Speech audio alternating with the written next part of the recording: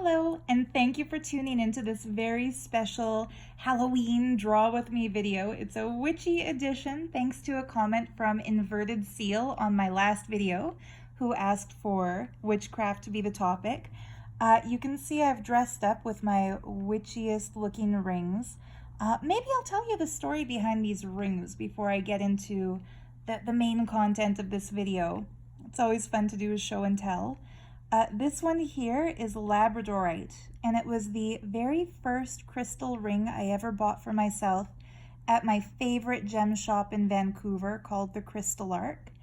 This one was from Dragon Space, and it was a really cool manifestation piece for me. The silver is extremely heavy. It's a big, clunky ring. I used to go into Dragon Space whenever I would go to Granville Island just as a tourist, and whenever I was there, I would admire this ring and I really fell in love with it. It's a chatoyant moonstone, so not rainbow moonstone, but cat's eye moonstone, and it was really pricey. Like, it was always way beyond my budget, but I just loved it. And on my very first shift, the very first day that I was working at Dragon Space, my boss came up to me and handed me this ring and said, "Hey, does this fit you, Sarah? Do you like this ring?" And I put it on and said, "Yeah, like it fits me. I love it." I told her I always used to admire it. And she said, "Well, it's yours." And the reason is there was this huge gash at the back of it. Like, somehow the silver split and they couldn't figure out how it happened, but it became unsellable. So I really feel like I was meant to have this ring. That they discovered the damage on the first day I was working there, and you know, I couldn't have afforded it otherwise, but I feel like that moonstone ring is the ultimate souvenir for me of my time working in Dragon Space, my favorite day job I've ever had. And then this black one, oops, I've got my whole fingerprint showing on it. You can tell I've been touching it. That one is a really special piece. It was from, I'm not allowed to say who, but there were two Bollywood actresses who had watched my YouTube videos, who invited my mother and me to spend 4 days with them in Mumbai in 2015 when we were in India. And it was just the coolest, like, 4 days that we had spent in India. My mom said that was, like, of all the trips to India that we've been on, my mom said those 4 days in Mumbai were the highlight for her. I mean, we were spoiled. These beautiful ladies wouldn't let us pay for anything. They really lived by that Vedic theory that the guest is God. Like, they put us up in a nice hotel. They took us out for dinner every night. Really just, they were wonderful to us. And it was kind of a trippy thing going out with them, because they would have to put on like big black sunglasses and big floppy hats. And when we were like, she had a car with a chauffeur, so she would sit with us in the back and we would drive around. At one point I saw this little jewelry booth outside the car window, and I asked her, like, "Can we pull over? Like, can I go look at some of those bangles over there?" And she said yes. So her driver pulled over where we could. I mean, it's India, so the traffic laws are a lot different. It's kind of like he just stopped right in the middle of the street and I had to get out and walk across a couple lanes of traffic.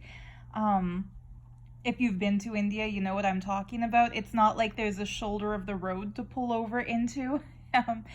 But it was really trippy, because the vendor on the side of the road, basically, like, the entire side of the road is a shopping mall in India. There's people with blankets selling fruits and vegetables, and booths that have, like, they look like sample packs of stuff, but it's like individual servings in packets of, like, shampoo and toothpaste and hand lotion. You can just buy them for like 1 rupee or 5 rupees. Anyway, I wanted to go look at this booth that was selling, I should have put some on. I didn't even think of wearing some to show you, but there was a booth selling copper bracelets and copper jewelry, so I wanted to buy a bunch, thinking that once I'm back in Canada, I can add beads to it and make like a charm bracelet set using these bangles.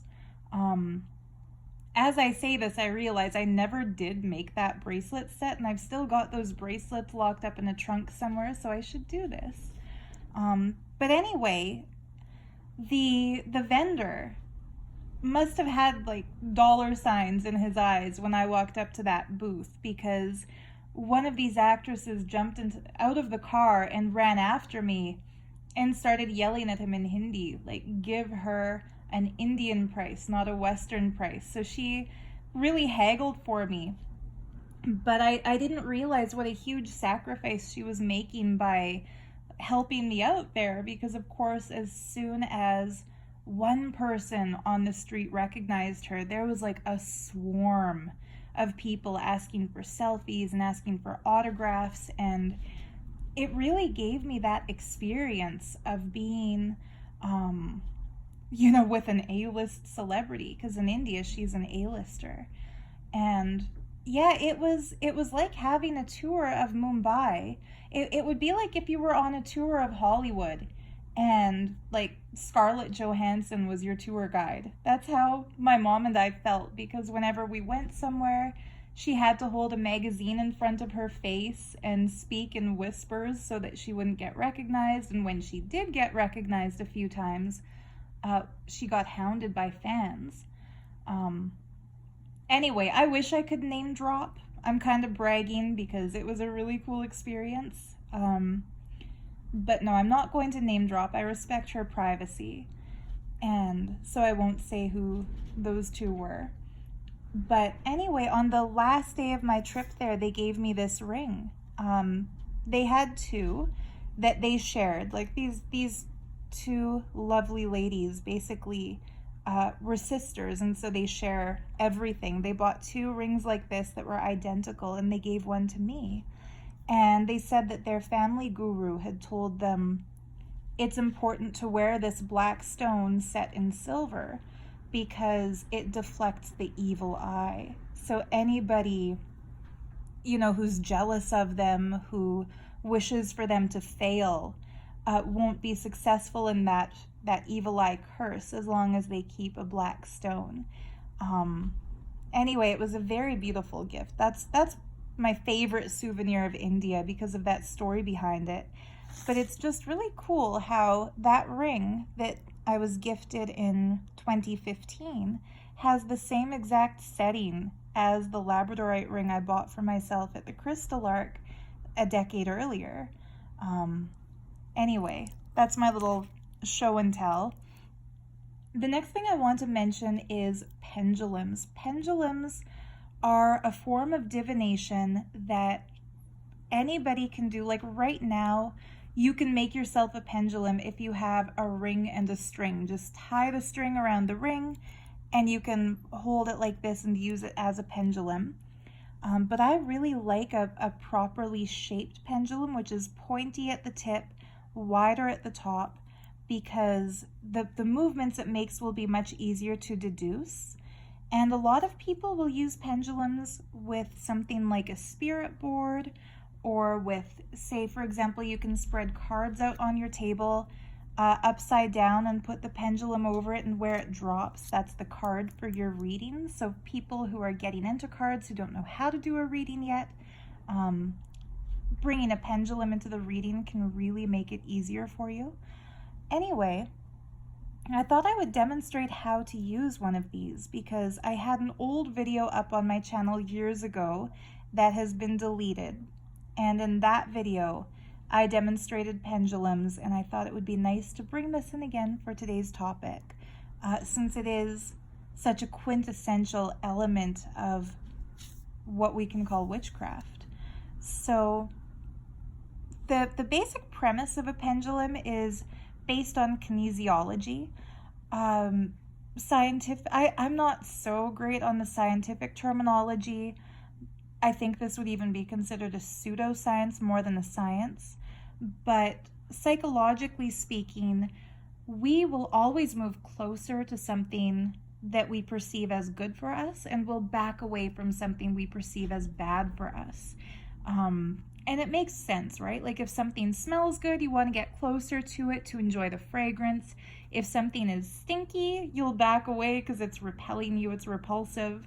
The same way, if you're meeting somebody who you really like, the instinct is to move closer to them. If somebody who has been mean to you in the past, or somebody who rubs you the wrong way starts to come up to you, you might instinctively start backing up because you want to avoid that uncomfortable situation. When it comes to really obvious things like smells good, smells bad, nice person, asshole, like it's easy to say, yes, I like this, or no, I don't like that. But there will be things in our lives that we can't choose between. And even though we might think each one is exactly equal, we like each one the same amount, on a really, really subtle level, the theory of kinesiology is that our higher being, or like your self of selves that distinguishes what's best for you, will know on a subtle level, even if your consciousness doesn't. So it's like a subconscious thing. The way a pendulum works is by tapping into that subconscious understanding and making it physical, making it visible. So I'll give you like a really quick example. At the Crystal Arc in Vancouver, whenever a customer couldn't decide between two pieces of jewelry or two crystals, and they had a budget, so they could only buy one, they can't decide, the ladies who worked there would give them a pendulum and say, okay, ask for a yes, ask for a no, and then they would hold the pendulum over the crystal and ask, is this the one I should buy? And if it gave a yes, they would buy it. If it gave a no, they would not buy it. I'll demonstrate for you what I mean in case you want to try this at home. And so I'm holding this pendulum right now. What I'm doing with my fingers first is stabilizing it so that it's having a very minimal amount of movement. I'm doing this in my right hand because I'm right-handed. And I'll ask it, show me a yes. Now, without consciously trying to move my hand, the subtle muscular twitches and movements are kind of making this pendulum move.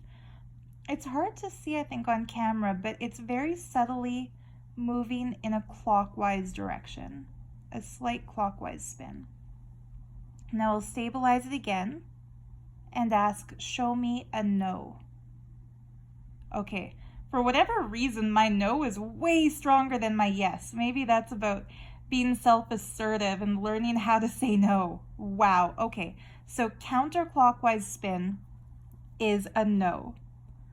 Now I'm going to ask it, I've been debating whether to upload this video today, October 30th, or tomorrow, October 31st, which is actual Halloween. So I'm going to ask this pendulum, should I upload this video today, October 30th?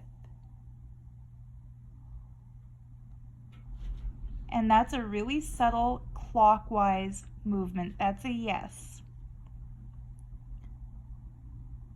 So there we go. That's I'm not going to drag this out any longer because that would be a super boring video to watch. Pardon the cat hair that's stuck in here. I wound up getting kitty furs on everything. But yeah, I made 3 of these pendulums for my Etsy shop. I just made them today using a stone I'm so excited to introduce into my inventory. You'll notice this middle piece of obsidian has like a ring shape around it. If you've ever seen the moon before it snows in the winter, like in a northern climate, you'll see like these rainbows around the moon in the sky. Rainbow obsidian has that exact kind of a shine look to it. This one is also a rainbow obsidian, but it's more subtle. And the one on the bottom is black obsidian. And the reason I decided to use obsidian for this pendulum, it's the same principle behind the black stone ring that my Bollywood actress friends gave me, which is that it deflects evil eye. It kind of filters out anybody else's negative intention. And when you're doing scrying with a pendulum, it's important that the answer you're tapping into is your own, not somebody else's. And I put amethyst at the other end because it's one of the most spiritual vibe gemstones available. So when you're holding that in the hand, when you do your pendulum work, it's nice to hold on to something that radiates that high frequency. Anyway, I did some homework before this video, and that's why I've got my journal visible. Don't know if I can show you this whole thing, but yeah, I put down some jot notes of things I wanted to mention in today's video, and I'm going to stick to that. It's not really a script, it's more just to remind myself so I don't forget any talking points. So I want to start with, I recently watched a documentary about the history of witchcraft, and it spoke to the Salem witch trials, of course. And like the first thing that comes to mind when I think about who is a witch, what's a witch?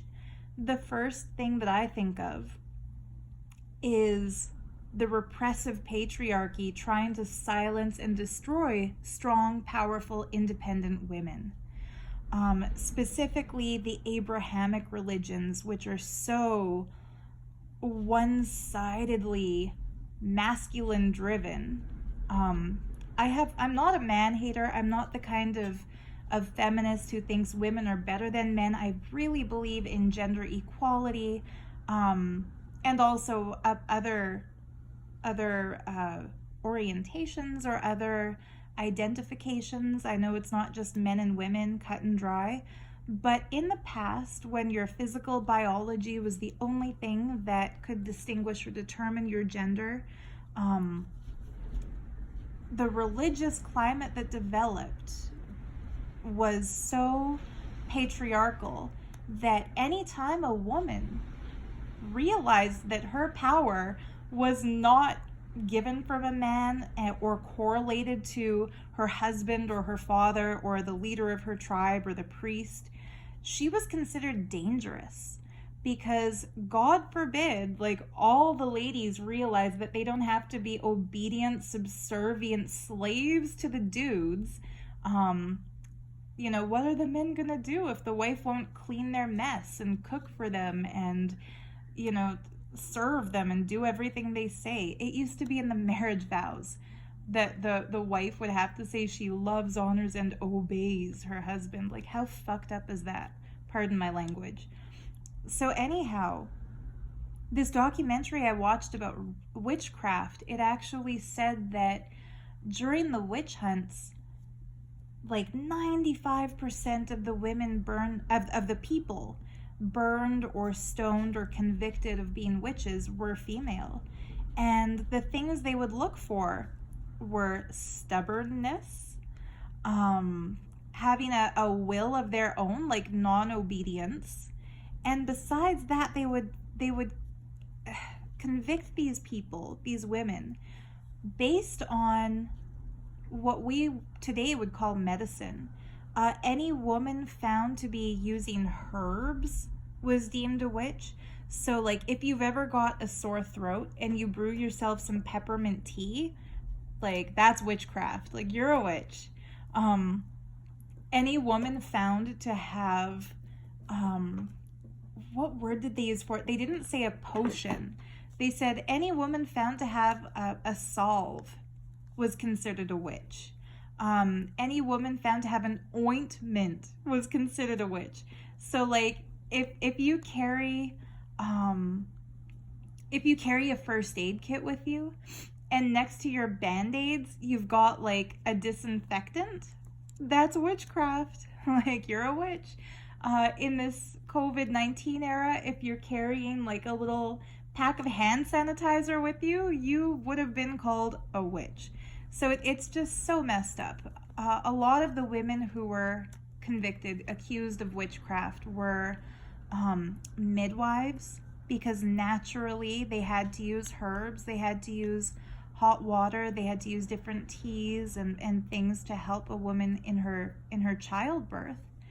And in those days, like in those really superstitious Christian days, the puritanical days, before modern medicine was understood, before science was understood, they didn't get the fact that a healer can't heal everything.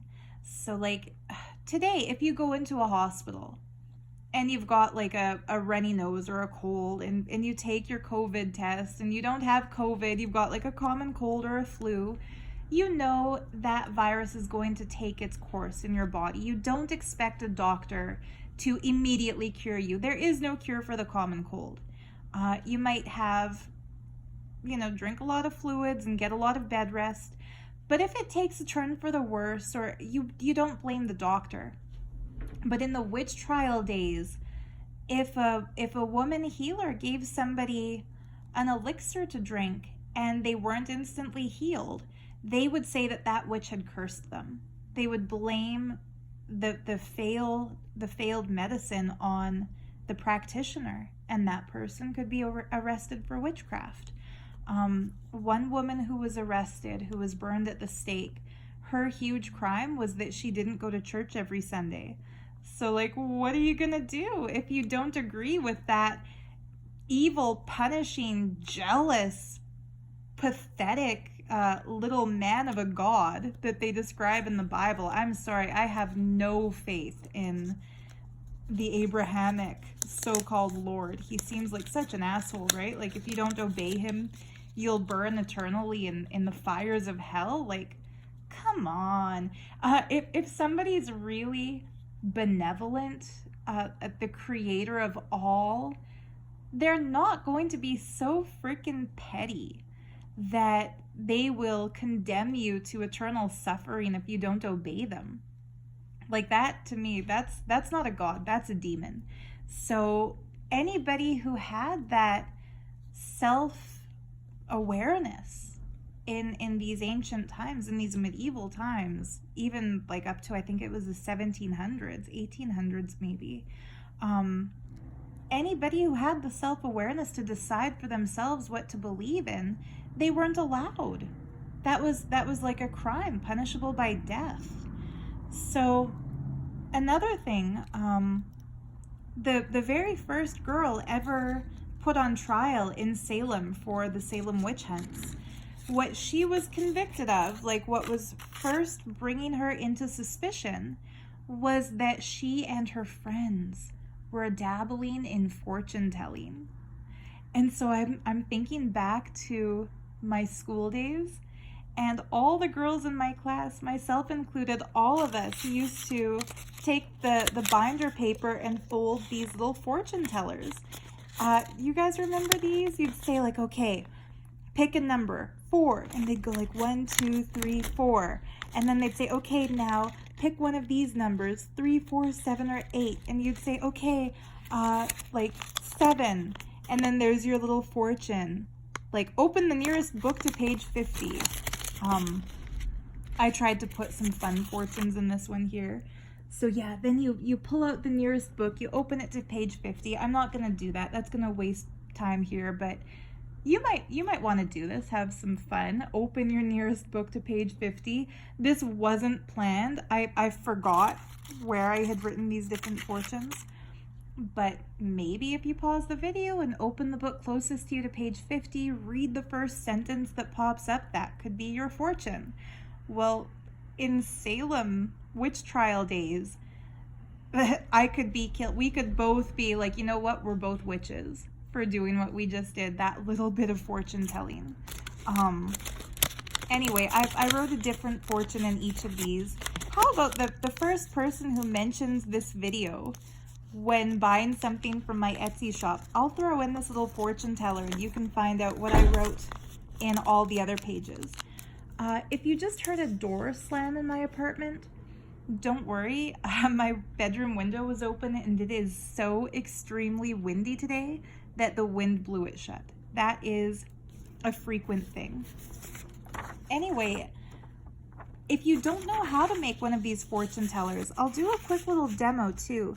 All you need is a square piece of paper, and first you fold it in half, open it up, fold it in half again. You want to line up the corners as well as you can so it's even. Once you've got that grid, that square grid, you fold each corner to the very center. Super easy. I shouldn't have called this video Draw With Me. I should have called it Craft With Me. We're doing origami. But yeah, I just thought this was a little thing that if the kids in your school didn't make these, you might have wondered, how do kids do it? Once you've got all the corners pointing to the center, fold it over and do the same thing on the back. Fold every corner to the center. I'm sloppy with this one. Those pink stripes aren't supposed to be visible if you do this really properly. But like I said, I'm just doing a really quick little demo here. Once all the corners are folded to the center, without turning it over, you just fold it in half again. And that leaves you with something that looks like this. You put your thumb under one flap, your finger under the other. Do the same thing on the other side. Oops. It would be easier if I folded it perfectly. But there you have it. You make yourself a little fortune teller. And then of course you have to write on each of these little sections, 1, 2, 3, 4, 5, 6, 7, etc. And then inside you write the little fortunes. So yeah, witchcraft isn't like a big, evil, impending, scary thing. I mean, I've made my jot notes of all the other subtopics I want to touch on in this video, like how witchcraft has been portrayed by the mainstream media with like Buffy the Vampire Slayer. The character Willow, of course, was a witch. I'm going to start drawing now, like get to the real point of this video, which is drawing as I talk. I've seen ads for they've done it like a remake of The Craft, which was a super popular kind of pseudo horror movie that was really popular when I was a kid. I remember going to see it in the theater, and it was like the scariest movie I had ever seen at the time because I was still really young. I think I was in grade 6 or grade 7. But the way witchcraft is portrayed in movies and stuff like that, they really focus on the evil energy or the corruption that happens when somebody starts dabbling in the craft. But what I've learned in real life, especially from working at Dragon Space, is that it's more just a path to spiritual realization. It's just a meditative, introspective modality that people can choose if they want to be spiritual, but they don't necessarily resonate with any major religion. And of course, there is Wicca, which is kind of like the mainstream religiousized form of witchcraft. But there's also people who choose to be solitary witches who don't necessarily identify as Wiccan, but who practice things like tarot card reading or rune reading or scrying with a pendulum, lighting candles with an intention behind the candle. That's another really popular form of witchcraft, form of spell work. And mantra japa, like in Hinduism, when you want to achieve something or you want to connect with a specific deity or draw a specific energy into your life, there are different Sanskrit chants for those, usually connected to the deity who governs that particular area. So for example, if you want enlightenment, chanting Om Namah Shivaya, because Lord Shiva is seen as the bestower of enlightened consciousness. If you want an obstacle removed, if you want to succeed in something, you might chant Om Gan Ganapataye Namaha to invoke Ganesha. Of course, there's the Gayatri Mantra for the self-driven enlightened energy. So many different beautiful mantras. The Lakshmi Mantra for wealth. in witchcraft, it's very, very similar, only instead of appealing to a Hindu deity, the person might appeal, the practitioner, the so-called witch, might appeal to Hecate or Diana or Isis.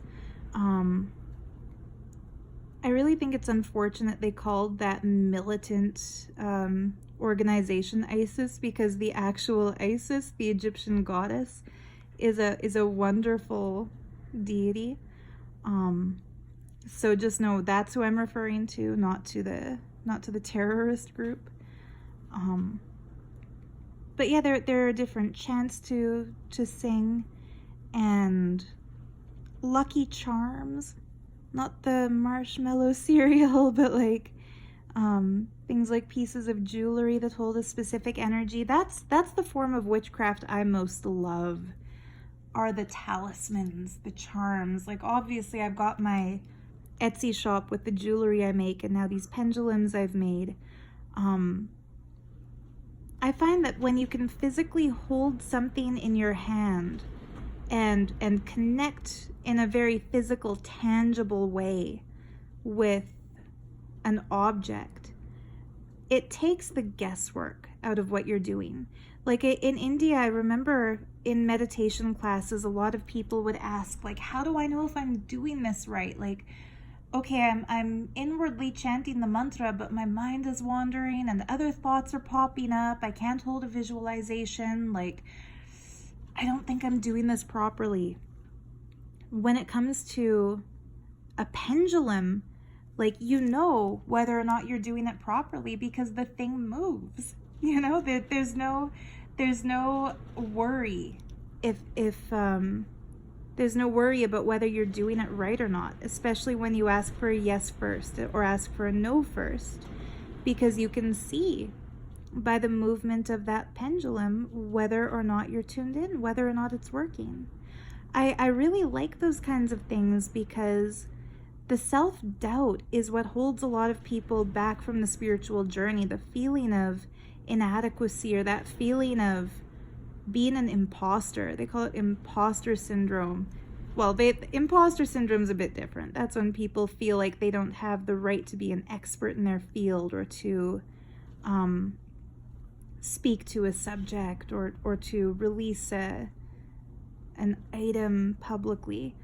But there's a spiritual version of that too, where somebody might feel like they don't have the right to connect to a specific deity if they weren't born into the culture or the religion that typically connects with it. Anyway, one thing I love about both Hinduism and, I guess, what we would call witchcraft, like the pagan form of more ancient European tradition, the Celtic tradition, the Norse tradition, like so many different European groups had forms of deity worship and sacred ceremony in pre-Christian times, we tend to forget that they were also an oppressed minority people at one point in time. Like in today's world, of course, the British, specifically the colonial British, who invaded India and enslaved the people there, and invaded North America and committed really crimes against humanity, against the First Nations people here. They committed genocide, in fact, against the First Nations tribes in North America. It's easy to see that they are, colonial oppressors, like an evil force, in my opinion. And to this day, there's a historical pain felt with a lot of those Aboriginal people whose homelands were destroyed. I mean, sure, there's still grass outside, there's still trees, there's still mountains, but compared to what this land was hundreds of years ago, it's unrecognizable.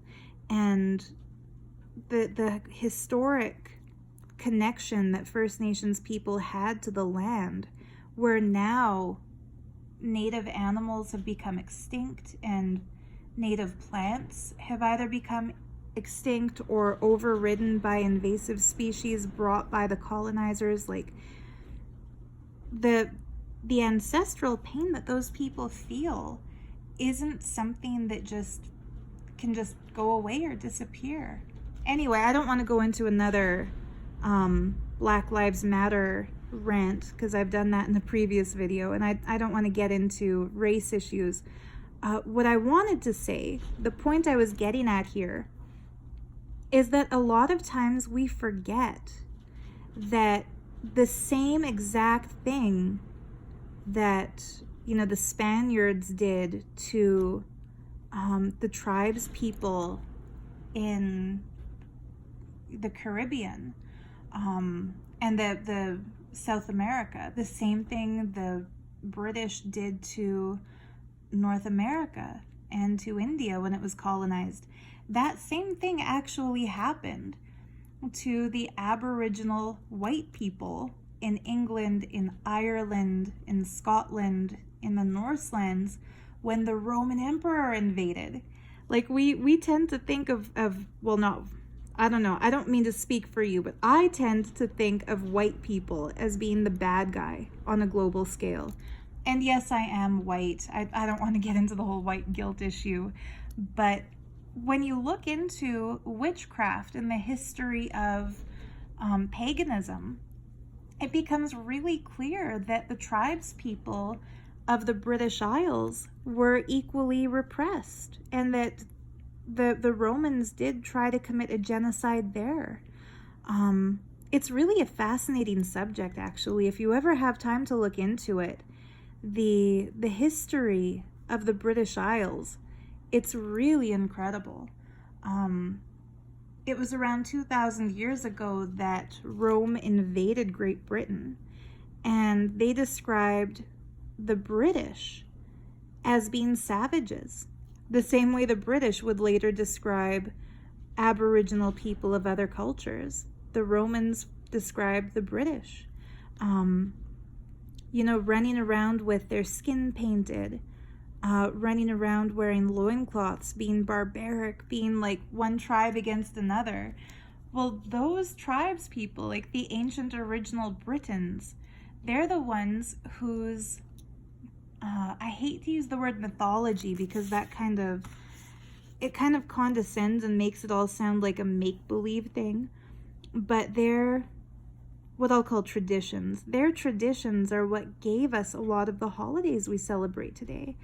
Like it was the pagans, the nature worshippers, who they would celebrate May Day and put up a maypole with beautiful colored ribbons, and they would dance around that. And I mean, correct me if I'm wrong. I'm sure some know-it-all who knows a lot more than I do can correct me in the comments below about the actual practices and the names of the different tribes, but there were traditions practiced, like burning the Yule log on the winter solstice day, the day that's the darkest day of the year, and bringing in a fir tree, because the evergreens were the only trees that retained their green nature color year-round.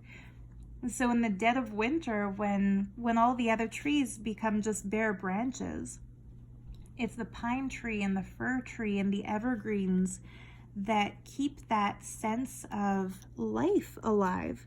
And so decorating your hearth and your home with branches of evergreen trees, that's not something that the Christians invented to celebrate Christmas. That's something that the Christians appropriated, that the original British tribes people were doing to celebrate the winter solstice, and as a reminder that the light is coming again, and that even though the land is barren and covered in snow, spring is coming and there will be new growth. So it's interesting that a lot of the things that we think of as being Christian today have their origins in the group of people the Christians were burning at the stake. It's like nobody was burned in Salem witch trials for lighting an advent calendar. but that traces its origin into paganism, into what would be called witchcraft. Nobody was burned for putting ornaments on a Christmas tree, but dude, that's witchcraft. Anyway. And it's also interesting, like when I was working at Dragon Space, how many things would happen so synchronistically. Like people sometimes make it seem like spirituality or manifestation, when a manifestation comes into reality, a lot of people say it's just a coincidence, like it's just random events that we want to link together that may or may not be related, but your mind draws the connection. I don't necessarily think that's the case. I think sometimes existence likes to play with us and show us the reality of things that we might not otherwise believe in. Dragon Space had a beautiful familiar. His name was Harry. He was a little black cat. I've drawn a little doodle of a little black cat here so I'd remember to talk about Harry. Whoops. As I say that, I'm circling him, but he's out of the frame. That's my little rough sketch of Harry. When the store Dragon Space was first opened, I think in the 90s, early 90s, long before I was in Vancouver, it was opened by a group of practicing Wiccans, and they opened the shop so that there would be a place in Vancouver where people could buy ritual supplies like hand-woven broomsticks and wands for tracing out a magical circle before people do their practice, pendulums, tarot cards, runes, all the things we associate with the craft. And shortly after opening, I want to call it Vancouver's first witch store, but I don't know if it was, so I can't make that claim. But certainly it was among the first. And shortly after opening it, there was a little visitor in front of the door one day before they opened shop, and that little visitor was an all-black kitten. And a lot of people will associate black cats with bad luck. It's pure superstition. That is absolute stupidity. No animal is bad luck. And cats are some of the most loving, loyal, sweet, cuddly beings you can imagine. Anybody who's been hissed at or scratched or bitten, it's not because the cat was mean, it's because the cat was scared. Dude, that's their defense mechanism. But when you get to know a kitty and you earn their trust, I can go into a whole other rant about how wonderful cats are because I am a cat lady. But I digress. Black cats have been associated with witches. Like in pop culture, you guys remember that show Sabrina the Teenage Witch? Well, her cat Salem was black. On the show Charmed, I freaking love that show. Like I'm such a nerd for fantasy genre TV programs and book series. Like, despite the unfortunate bias J.K. Rowling has against LGBTQ plus people, I still love the Harry Potter universe. Like, I'm never gonna cancel Harry Potter just because the author is a bigot. I don't agree with her bigotry against people, but I still love those books and Lord of the Rings and The Hobbit. But one recurring theme that you'll see in a lot of those is a cat. And there's an ancient lore related to witches and to practitioners of witchcraft that their familiar, which is kind of like the spirit guide in the form of an animal, will appear as a cat. And so I find it just so amazing that the witches who opened the shop Dragon Space didn't go out looking for a cat. The cat came to them. And they say that that's how a familiar will reach you. You won't go looking for it, just one day it will appear. And I mean, Harry was just such a character. I will go into some Harry stories because this is worth sharing. Harry, his little life story, his life story is that there was a couple living in a houseboat. I'm sorry, I'm looking over at the candle that I lit while filming this video to make sure that everything is still okay, because my cats wanted to jump up on the table where it's lit, but no, everything's good. So I digress. There was a couple living in one of the houseboats on Granville Island. If you've ever been to Granville Island, like at the waterfront, there are docks, and those docks are actually a residential community. There are houseboats there that serve as people's primary residences. Like, they get their mail delivered to the boat on the water, and they've got their little dock, which is like their sidewalk that leads back to the regular part of the city. They've got their car parked by it. Like, it's so cool. One of my fantasies used to be to buy a houseboat and live on the water there, but I feel a lot safer in Alberta just because I've got a fear of natural disasters. Like, if a tsunami hits, all of those houseboats will be toast. And Vancouver, of course, is on a fault line, so they are kind of expecting an earthquake. And of course, there are tsunami preparedness instructions, but I wouldn't trust that I would get out in time for the warning. In fact, this is something I haven't mentioned in a video before, but I used to brace myself every time I would go to school at Emily Carr, or anytime I would go to work at Dragon's Face.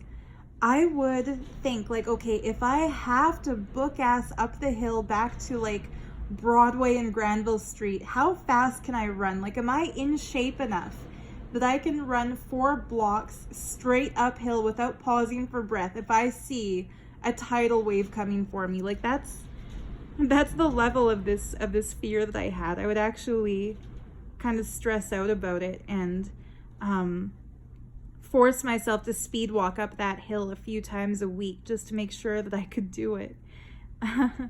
Anyway, because I don't drive, so I wouldn't have a car to get into. But anyway, okay, back to my story. There was a couple living in one of the houseboats on Granville Island, and one day they left their window open, and a kitty jumped into their window, a cute little black kitten. And they realized he was a feral cat. Like, he didn't have a collar, he didn't look like anybody was taking care of him. So they took him to the vet. They decided to adopt him.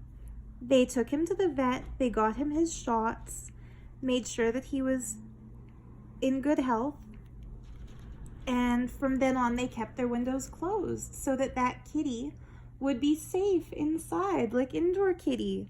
But that little kitty had other ideas, and they don't know how, but he got out.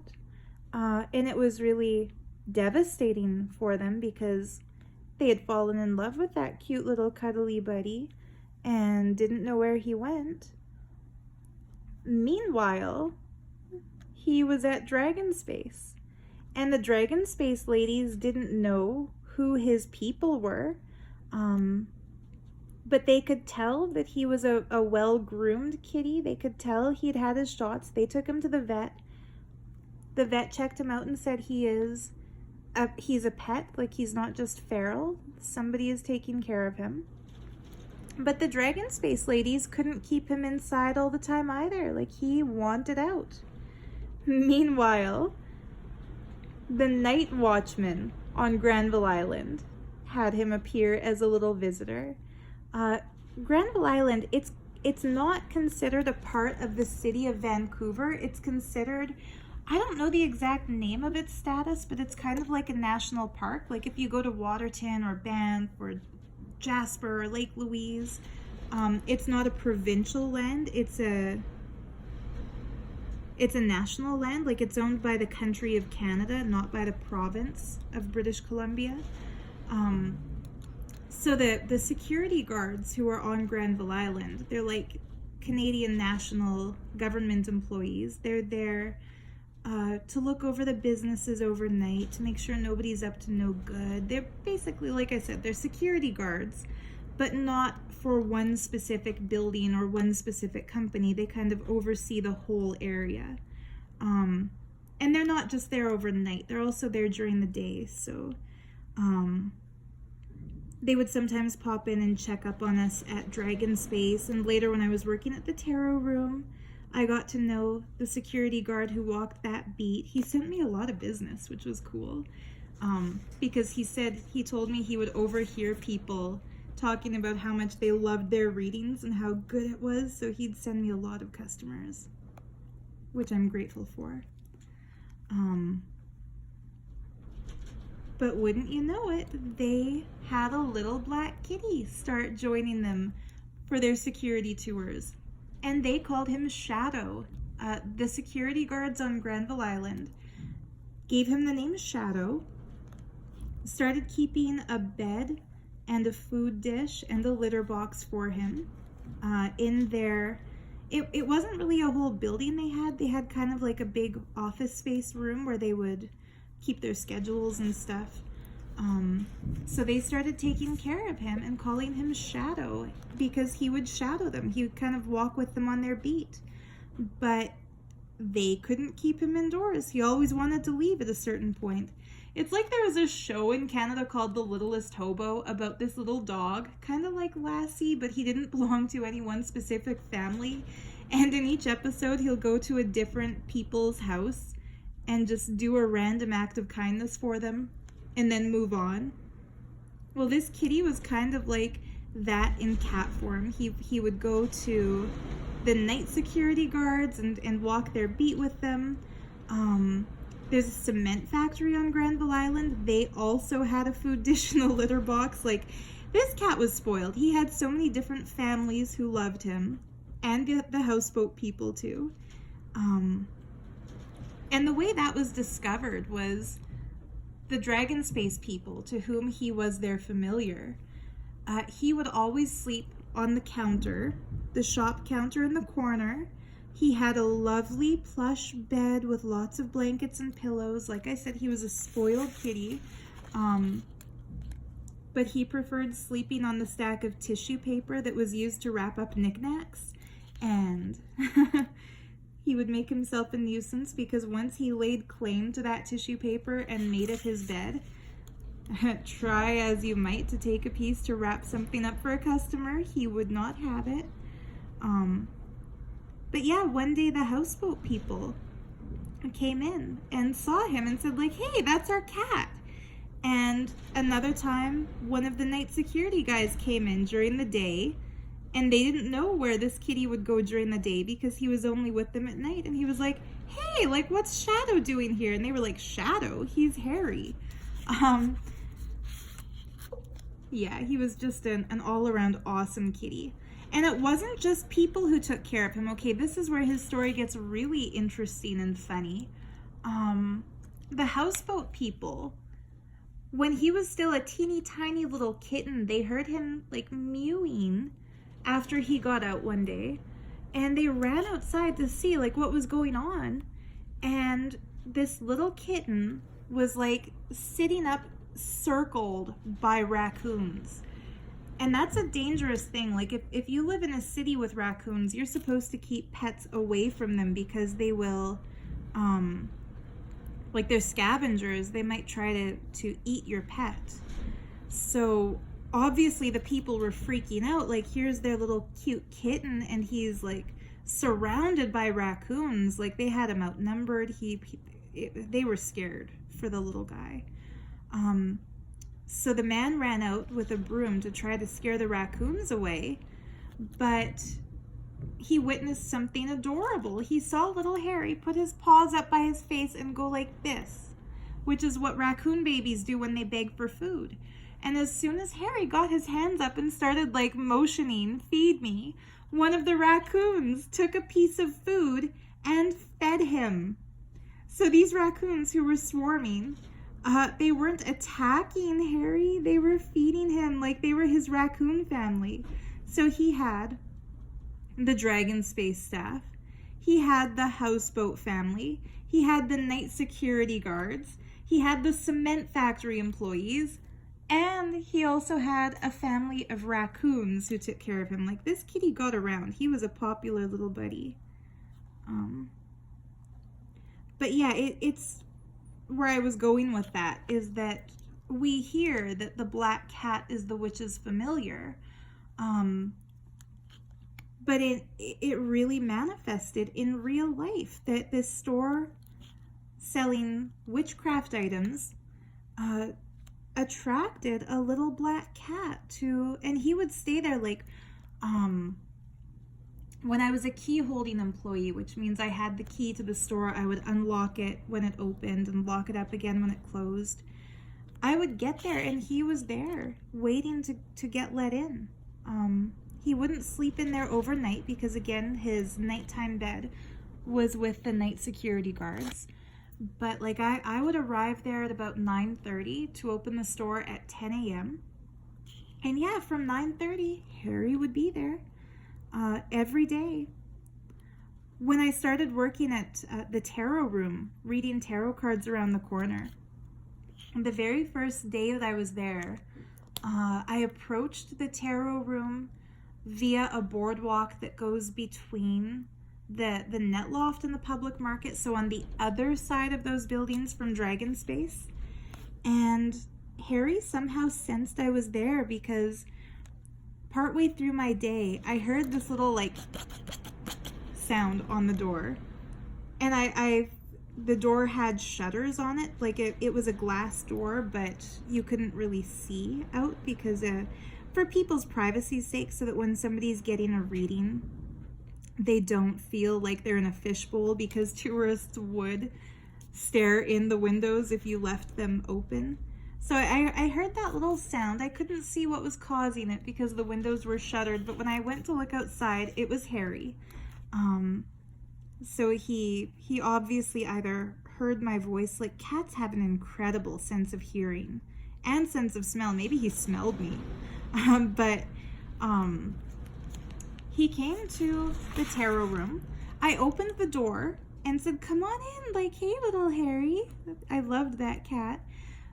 And normally, like, when I took my break at Dragon Space, he would follow me to the back room and sit on my lap while I ate my food.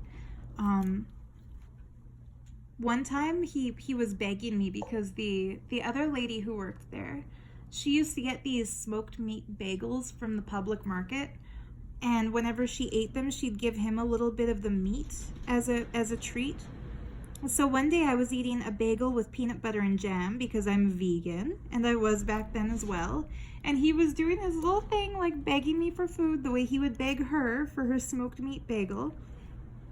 And so I thought, hey, why not? Like, let's see if he likes this. So I offered him a little crumb of my peanut butter and jam bagel, and I kid you not, like, he gave me a look like he was mad. Like, he didn't just not like that bagel. He was mad at that bagel. And then he dropped it out of his mouth onto the counter and then, like, smashed it to the floor. He actually, like, hid it away.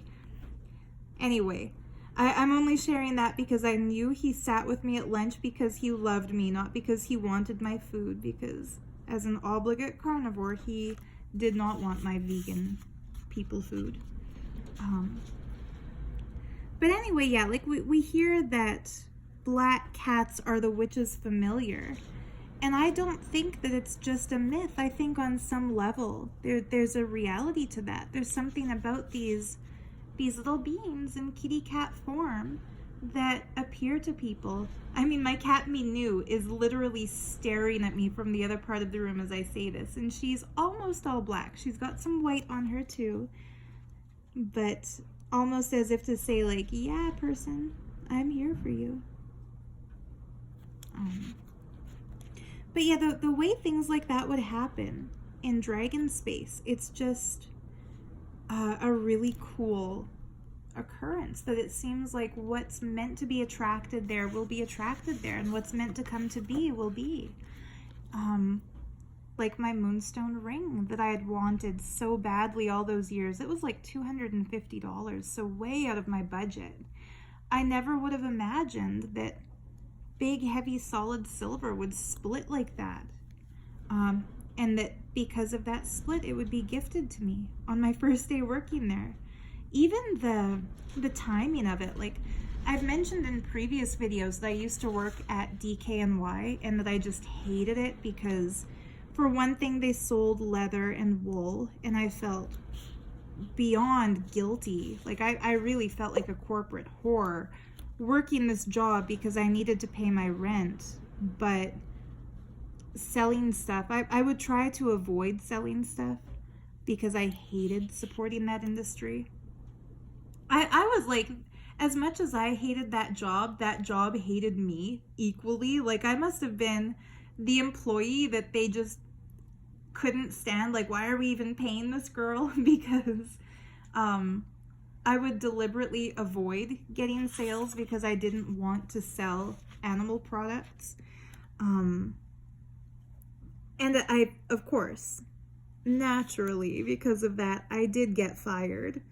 And when they let me go, it was a weird feeling of equally relieved and equally scared, like shit scared. Like, okay, now what am I going to do? I called my then boyfriend who I lived with, and like I left the store and walked towards the Chapters on the corner that it's close to, and was about to catch the bus, but I didn't feel like going home. Like if you've ever been fired from a job, you'll know that you get this weird feeling when it's the work day and you're usually supposed to be there and suddenly you have nowhere to go. It's the strangest feeling of, it's not time to go home yet, but what do I do? So I called my then boyfriend and said, like, they fired me. And he was so good about it. He was like, congratulations, like, good riddance. Like, you hated that place anyway. This is a good thing. Like, don't worry about rent. We'll cover it. Like, you'll find something. So he had gotten off early that day and told me to meet him at a place called Our Town, which is a cafe that makes, like, shout out to Vancouver, guys. Like, if you're watching this and you're in Vancouver, you're so damn lucky. You've got Banyan Books, you've got the Nom, you've got Dragon Space, you've got the Crystal Arc, you've got Paper, yeah, you've got Our Town Coffee. Like, yo, you're living the life. Other than the earthquakes and the tsunamis and the threat of natural impending disaster, like, other than that, you're pretty lucky. Our Town makes the most delicious vegan muffins. Like, if you're ever there, get the vegan pumpkin muffin and you're freaking welcome, because it's gonna be the yummiest pumpkin spice flavored baked treat you've ever had.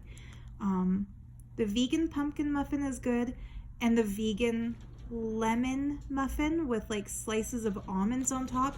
It's like lemon poppy seed, but instead of poppy seeds, it's almonds. So it's all the deliciousness without the stuff stuck in your teeth.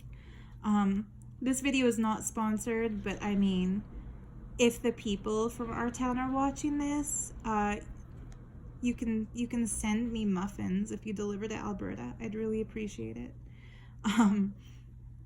Anyway, he told me to meet him at Our Town for a celebratory muffin and coffee.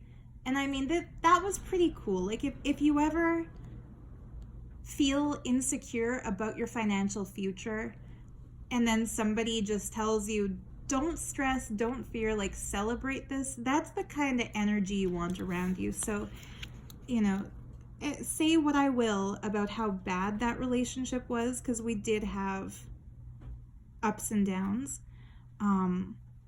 but the dude had some good qualities too, and that was one of them. So as I was there drinking my celebratory soy mocha and eating my pumpkin muffin, I was already thinking like, okay, now I need to print up some resumes. I need to really start a job hunt. They paid me out for a couple of weeks because that was the law. I'd been working there for like a year and a half, so they couldn't just fire me cut and dry.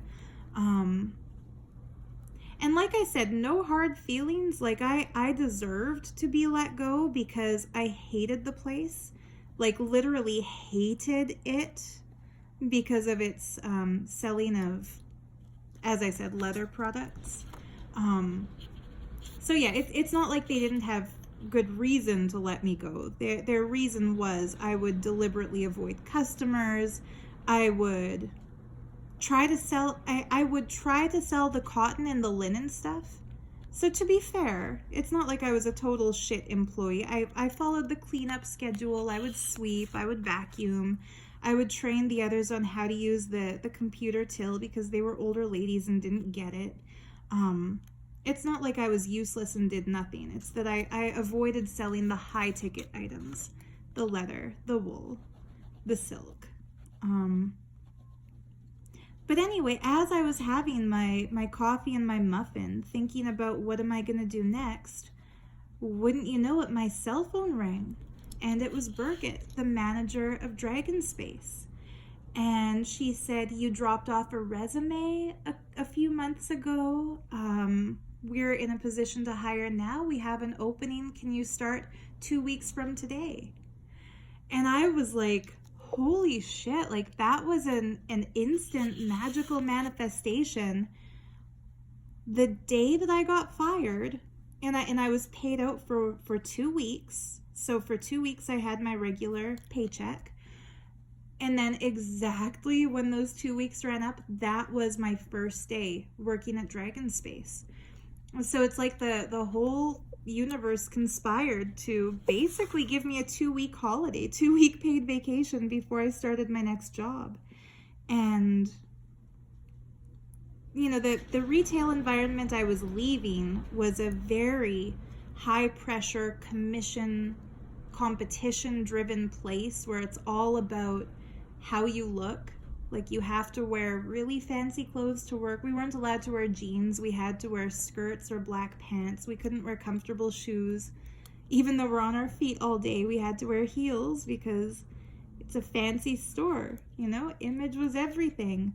And yeah, if there was a customer who really resonated with you and you spent some time showing them different options and showing them at the fitting room how to tie a scarf in so many different ways. Like you could spend like a good 2 hours with somebody. And whatever they buy, you get a certain percentage of that sale as your commission. It's kind of like a tip. Because it was so competition driven, you could leave the sales floor to sip some water or some coffee. I keep forgetting to sip my coffee and my mouth is dry here. But say if you leave the sales floor for like a couple minutes, somebody else who's working there who doesn't really give a shit about you, who feels like they need the money more, could swoop in and ring up that sale and put their initials in and steal your commission. And that was a common occurrence. Like I was 22 when I started there, 23 when they let me go. There was a lady working there in her early 60s who had a son who was 30. And that lady used to steal my commissions on a regular basis. Like anytime I turned my back, she would ring in the purchase of the customer I had developed a rapport with and that I was helping. She would take my commission. And when I confronted her about it and said, hey, like I'm paying my student loans here. Like I've got rent, I've got groceries, I've got student loans. I was almost crying in some of these confrontations because I needed that cash. Anyway, she defended herself by saying, but my son, I have to support my son, but my son. And I was like, your fucking deadbeat son is a 30-year-old man who lives with his mom. Like, and plus she had a husband who had a really good paying job. Like, it used to make me so mad that like I was this 22-year-old kid trying to pay off student loans from art school and pay my own half of my rent. And the lady who was stealing the money, like right from under my nose, had no rent. Like, her husband owned her house. He paid for everything. All she needed the money for was like her son's fucking like lush fund for him to go out and party on the weekends and have fun and wear designer clothes, because that's what she felt he was entitled to. Because, I mean, long story short, this lady had fled an abusive relationship in Iran, and so she immigrated to Canada because she had to flee. Her husband, I forget the whole story, he was either a royal or like a high up political person, but her life was in danger if she had stayed back in Iran. And so I had mad respect for her in like 90% of areas. But this one area I just couldn't understand, which is that her son had followed her to Canada to go to UBC. And I guess he used to guilt her by saying, like, if he had stayed back with his dad, he'd have like a Lamborghini, and he'd have like $5,000 suits, and he'd have like a Rolex for every day of the week, but that he gave up that luxury lifestyle so that he could be with his mom in Vancouver. I just don't get that kind of spoiled rich kid mentality, because I never was a spoiled rich kid. Like, I come from a single mother household. My mom was a school teacher, so we were comfortable. Like, I never had to fear that we wouldn't have food on the table. But you know, my friends all had like silver tab jeans, and I had Sears catalog. I was that kid, you know. My friends all got cars when they turned 16. And I got a subscription to National Geographic. And I'm not trying to say poor me, boo-hoo, because I was super happy. I love my mom. I wouldn't trade her for anybody. Like, I'm glad I was born to who I was born to, but I just couldn't understand why this lady didn't get it through her head that I needed my commissions to live, and she only needed them to spoil a kid who didn't ever have to pay rent or pay his own car payments. Like, anyway, rant over. Somebody else asked in a comment under my last video if I would ever get a day job again like I used to have at Dragon Space. And the answer is a very enthusiastic no. It's not like I'm rolling in dough, but I'm able to earn the same amount per month by running my Etsy shop, so setting my own hours, making jewelry that inspires me, loving what I do. I'm able to earn as much doing this as I ever earned working retail. But it's a stress-free environment, it's a self-driven environment. There's no drama. Like, the only people I have to see every day are the ladies at the post office when I drop off my packages. And they're just super sweet, nice ladies. Like, they know me so well because I'm there every day with my orders, and when there's no lineup, they'll tell me about their cats or their husbands and stuff. Like, it's such a low-key, like, fun, no pressure life. I wouldn't subject myself to going back into retail, because even the best day in retail has a certain level of stress and pressure. And even the worst day of running my Etsy shop has tons of freedom and creative possibility. That said, Dragon Space was no pressure.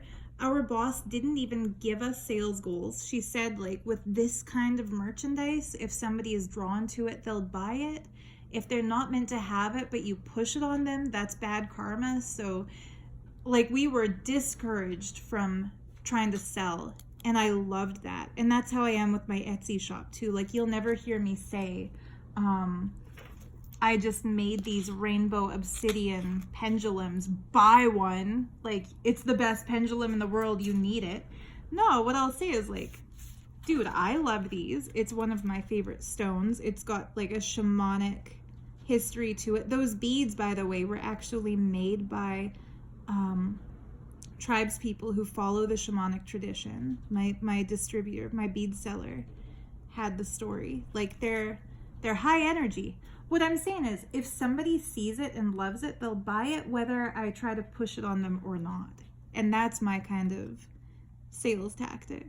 You know, the stuff will sell itself if it's nice and if people like it.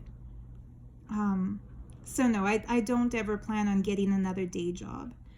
The only way I would get another day job, I think, is if a vegan restaurant or a vegan company opened in Lethbridge and the owners needed help.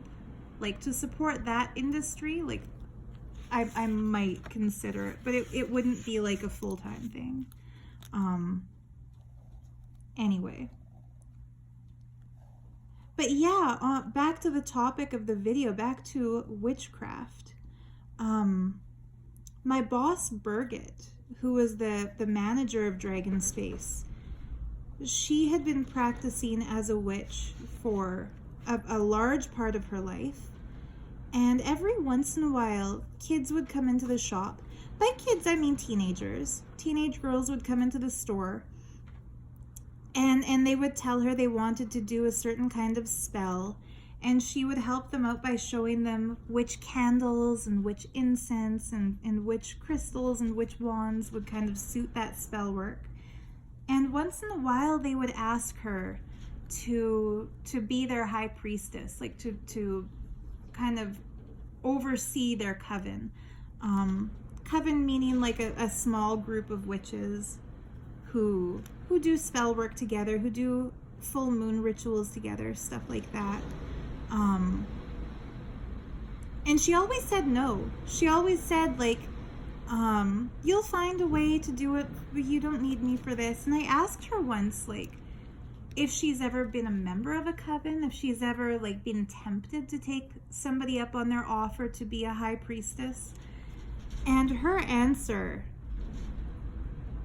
I wish I had written down her exact words, because they are words to live by. It's one of the wisest things anybody has ever said to me.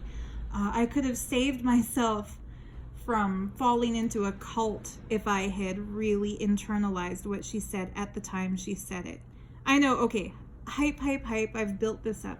What she said was that her chosen path is the path of a solitary witch. A solitary witch is an individual practitioner who doesn't have a coven, who doesn't follow somebody else's instructions, and who doesn't give anybody else instruction. And she said the reason is, if somebody else is a high priestess above you, or if somebody else is a teacher or a leader above you, if that person falls, you fall. If that person grows beyond what you can relate to, you feel useless, you feel overshadowed, you feel like you'll never live up to them. If that person fails at something, you automatically become a failure because you've put your entire practice wrapped up into them. So she said she would never, ever join a coven led by somebody else or with a high priestess, because that feels like giving away too much power to another person. And she said similarly, she would never be a high priestess for that same reason. She said some days she just doesn't feel like she's in the space to do spell work or to do craft. And if that day there's a ritual planned by all the other members, if you're supposed to be there holding the space, channeling that light, summoning the goddess, and your heart's just not in it, you're thinking about what you want to cook for dinner later, or she had a daughter, so what if she's stressed out about her kid who's gone to some party? It could ruin the ritual for everybody else. So it would be just too much pressure to perform. And I totally get that. Like, I've even felt that with videos of mine in the past. Back when I used to do guided meditations and stuff, I used to feel like such a tremendous pressure that I would only film those videos on a day when I felt meditatively fulfilled. Like I would only do a guided meditation video on a day when I felt 100, like 5 out of 5. Because I felt responsible for anybody else viewing those videos following it. Even now with these drawing videos, I mentioned in my last video, I took like a 2-month break from filming because I just wasn't feeling it for a couple months. And then a few days ago, I just had the mood hit, like, hey, like I feel like drawing, I should do a video. In these videos, I'm super chatty, I'm talking like a mile a minute, I'm saying a lot of stuff. Believe it or not though, I am more of an introvert than an extrovert. I prefer solitude to a party. I would rather connect deeply with like a small handful of people than have like shallow chit chat with like a bunch of people. I think that's why I got so into journaling and pen paling. Like writing a letter to a pen pal, you connect one-on-one. And the written word it's like the slow cooking. I said this in my last video. You know the slow cooking movement where instead of fast food, you spend time with the ingredients, you chop your vegetables, like you mix it by hand, you season it yourself, and then when the dish is ready, that itself is like a spell in witchcraft. When you infuse love and care into the food, like it'll come out in the flavor. Whereas if you get something that's like fast food or that somebody made who hates their job and like they slap together this sandwich for you at Subway because they're on the clock and they have to do it, but like, did they put love into those sliced onions? Like, fuck no. They put annoyance into it because they're trying to get you out the door so they can sit down for a minute or whatever. Like, no offense to Subway. Just insert any fast food restaurant's name here. Anyway, writing a letter to a pen pal, it's so much more of a slow means of communication. Like you share, you take so much longer to write something down than you do to speak it. And so when you take the time to write to somebody, you really decide which aspects of your life you want to share and how you want to phrase it. And when you ask them questions in writing, like you know that when they answer your questions, they're going to write it. So ask them stuff that's important. Ask them something you genuinely want to know. Like, don't waste their time. Like, cherish that connection.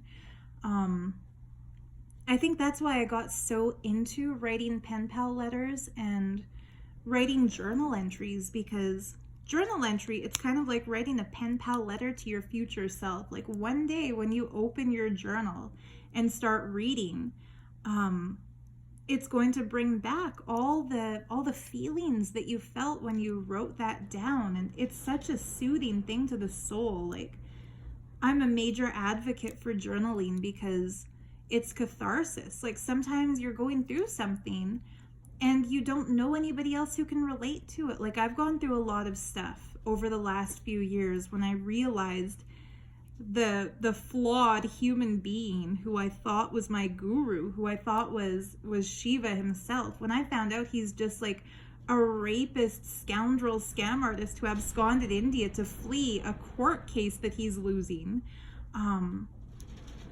that's not something that a lot of people I know could relate to.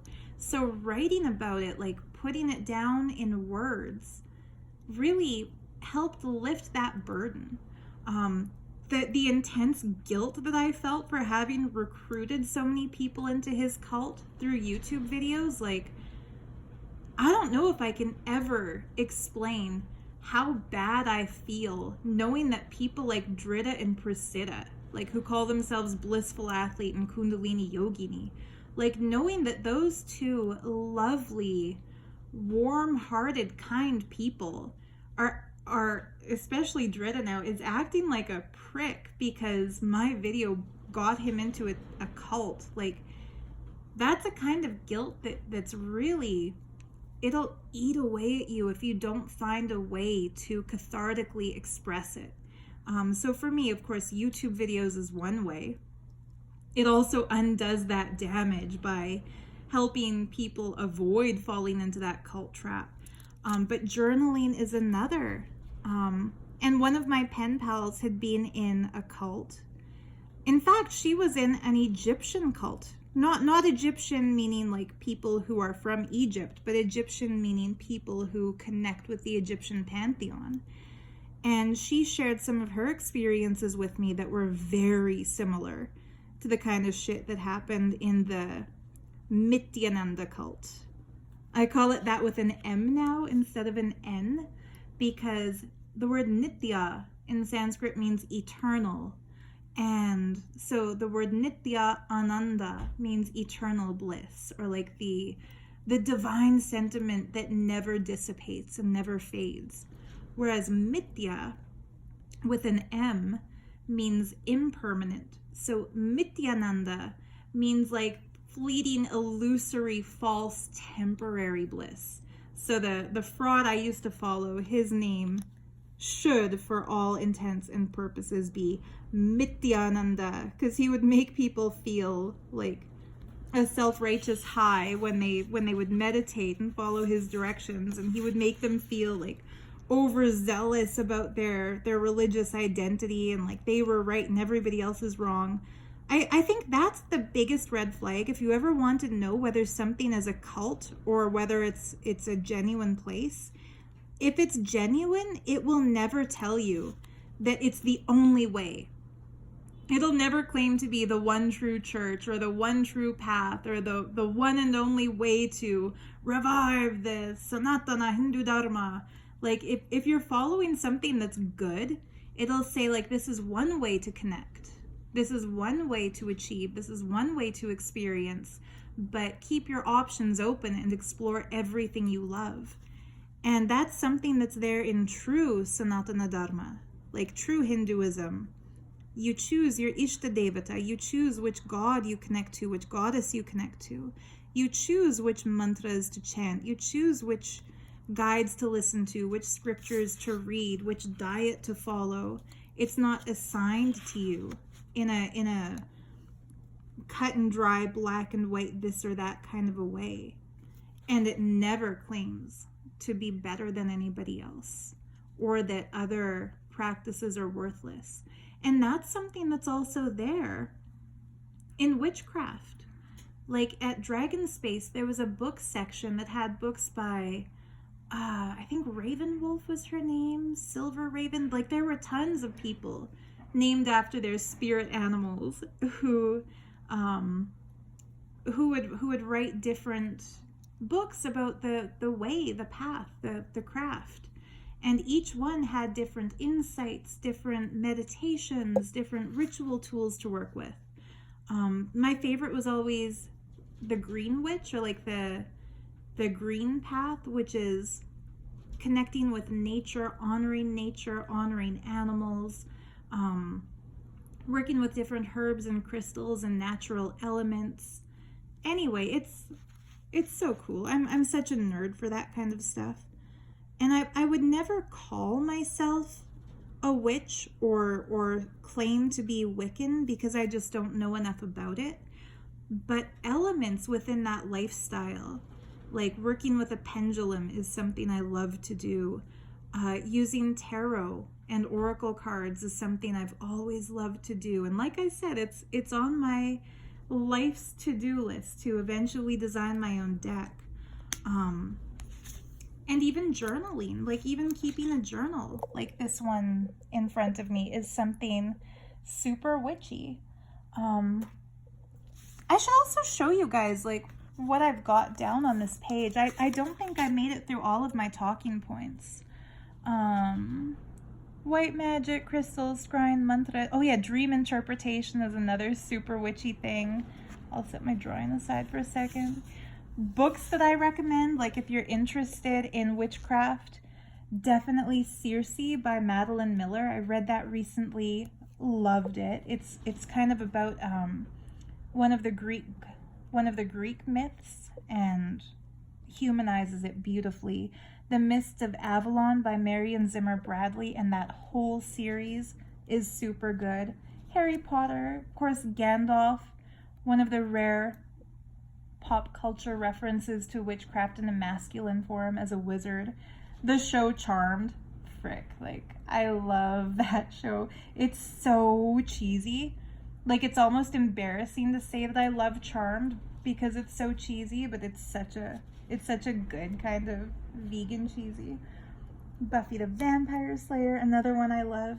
Stevie Nicks. Like, if there's ever a pop star who embodies like what it is to be that mystical, divine, feminine channeling figure, it's her. Like, one of the things I'm the most proud of that my mom gave me is my middle name. She named me Sarah Stephanie, and the Stephanie is after Stevie Nicks, Stephanie Nicks. I wanted to mention The Good Witch. The reason I put that on my little list is that the Hallmark Channel, yes, the Hallmark Channel, if you don't know, that's like literally Hallmark greeting cards company. They've got a TV channel that's known for like a dime a dozen poorly written, same storyline, cheesy, schlocky romances, usually Christmas themed, usually starring like the girl who was DJ Tanner on Full House. No offense, my grandma binge watches those, like she loves them, and I have to admit that the once or twice that I've watched one, they are entertaining. Like, but yes, that Hallmark Channel actually has a show called The Good Witch, and it's all about this lady who's got mystical powers, and she owns a store called Bell, Book, and Candle, which are all witchy tools. The bell to ring to summon the spirits, the candle to do your candle magic, to have your candle ceremony. The book, of course, it's a witchy thing to keep a grimoire or a book of shadows where you write down your spells, your thoughts, your feelings, the rituals to do, your observations. I've got this sheet of stickers that I bought online. Each one is one of the runes from the Elder Futhark deck. I used to do a lot of rune reading back in my Dragon Space Tarot Room days because it goes with the territory.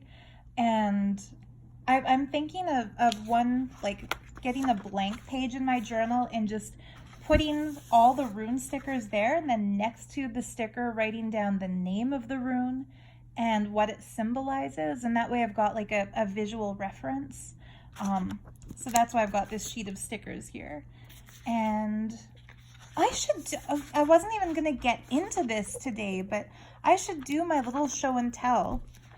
This page of my journal that I haven't gotten to yet for writing is actually a page demonstrating an item for sale in my new Etsy shop. I've opened a second shop just for craft supplies and like the kind of stuff that you include in letters to pen pals and that you use to decorate journals, like just stationery goodies. I've called it Art of Gems Stationery. And this huge, thick washi tape is one of the things I'm selling. Everything in that new Etsy shop is priced in Canadian dollars as like a little homage to my home country and to my fellow Canadians.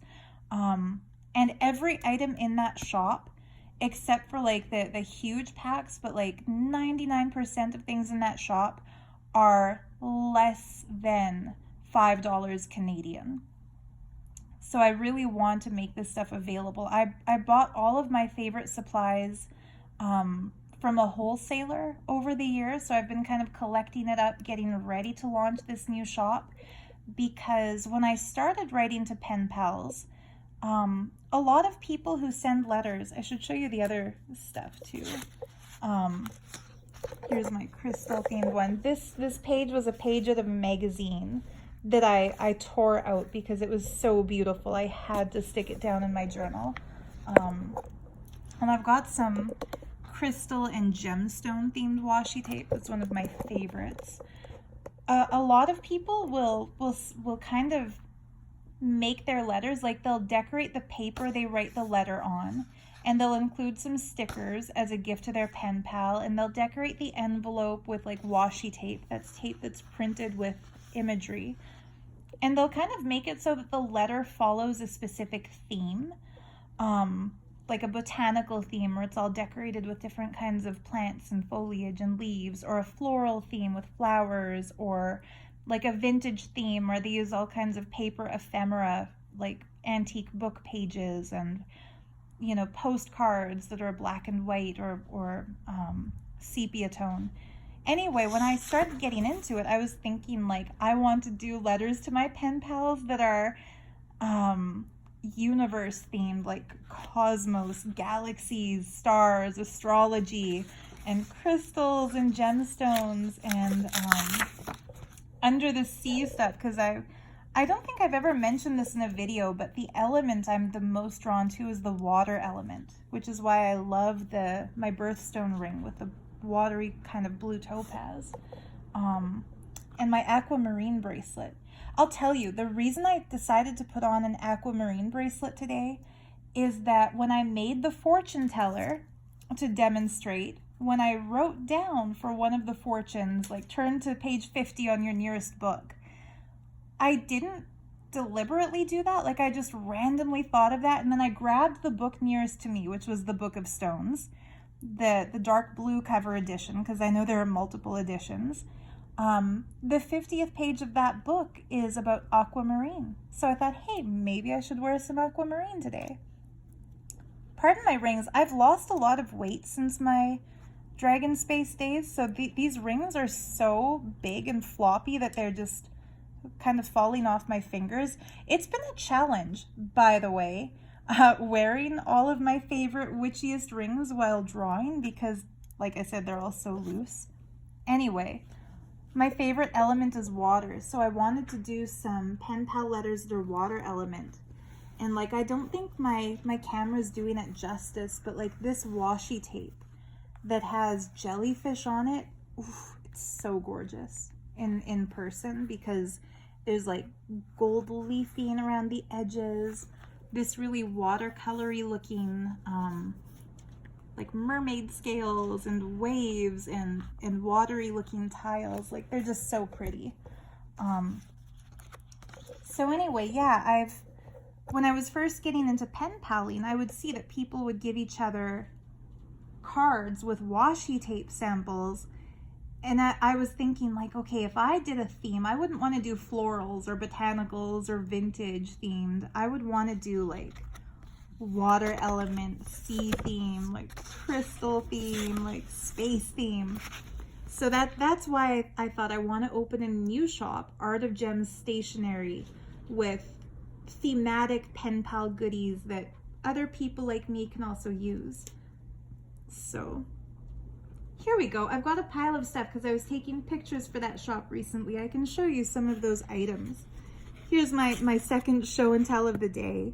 I made a bunch of these little wax seals and I turned them into stickers. One of my pen pals, who is as much of a space nerd as I am, she uses a wax seal with a UFO on all of her letters. So I just loved it so much that I had to get one, and it was an investment. Like, it's hard to get into something like pen paling or journaling, because at first you see YouTube videos where people do like journal with me or pen pal with me or what my pen pals sent me, and the stuff is so tempting. Like, you want to spend like $100 and get all of it. Like, you want, or I don't know about you, for me, I was tempted and I wanted all of it, like the wax seals and the stickers and the washi tape, but it's a little daunting to get all at once. Anyway, I finally got myself some wax seals, and it's paraffin wax, so don't worry, it's not cow fat, it's not like Crayola crayons. And I've made them so that they've got like a peel and stick on the back. There's like a sticker, so this could be used as it is. So for people who are just getting into the art of letter writing or sending pen pal letters, they don't need to invest in like the metal stamp and the melting dish. It's kind of like a double burner to melt the wax, and the little spoons needed to pour them, and the gold pen to emboss it. Like I kind of do the crafting for you. So I've made sets with the UFO. I've made sets with the seahorse. This one was so much fun to make actually, because I tried combining different colors of wax, and what I was going for was to try to make it look like the stone Larimar. I'm gonna pull my bracelet from over there, and I think I got pretty close, like to mixing the wax in a way that it looks like Larimar, which is like the stone of the sea. It's a little thing, but that's the kind of little thing that makes me happy. Like when I find a way to craft in a way that I want. So anyway, yeah, I've got sets of wax seals that I've made. I found these little paper clips that have a star and a moon. I collected a bunch of little note papers. They call these journaling notes, so people can like glue them down in a journal and then write a message on them. But I found some that are really like mystical, spacey themed, like a wish on a shooting star. This one with the phases of the moon. This one with like that winter scene and the full moon. By the way, did you know that Halloween 2020, so the day this video should be available, since I'll start the uploading today, it is the first full moon on Halloween in like I don't know how many years. But it's pretty cool that Samhain this year is a full moon day. This one is probably my favorite, with the crystals and the universe in the background, and then a galaxy. So I've found all 5 sets of these. I decided to sell a sample pack with 2 sheets of each for only $2.50 Canadian. That's like 10 cents American. No, USD, that's like $1.75. The washi tape sample, this is that one that has like the ocean and the water drops and the seashells. It's so gorgeous. I put the samples on a plastic card. It's kind of like the base for what would be like a credit card or like a key card. There's a little bit of glue residue, but that comes off easily. Anyway, that's been my little project for the last few days. I just published that store the day before yesterday, and it's kind of hard to get started. Like I think people when they look at a new Etsy shop, if a shop doesn't have any sales yet, then it doesn't have any reviews. So you can't really feel guaranteed that the shop owner is going to send you your stuff. Like it's so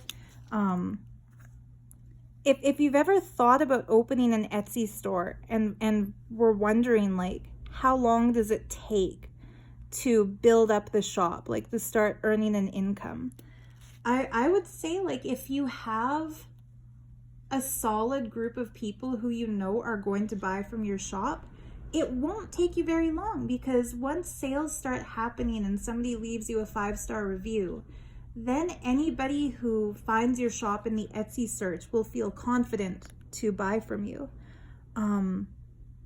But if your shop is brand new and you've got items posted and they're good stuff and they're priced affordably, like it's a good fair price, which I always try to make my stuff,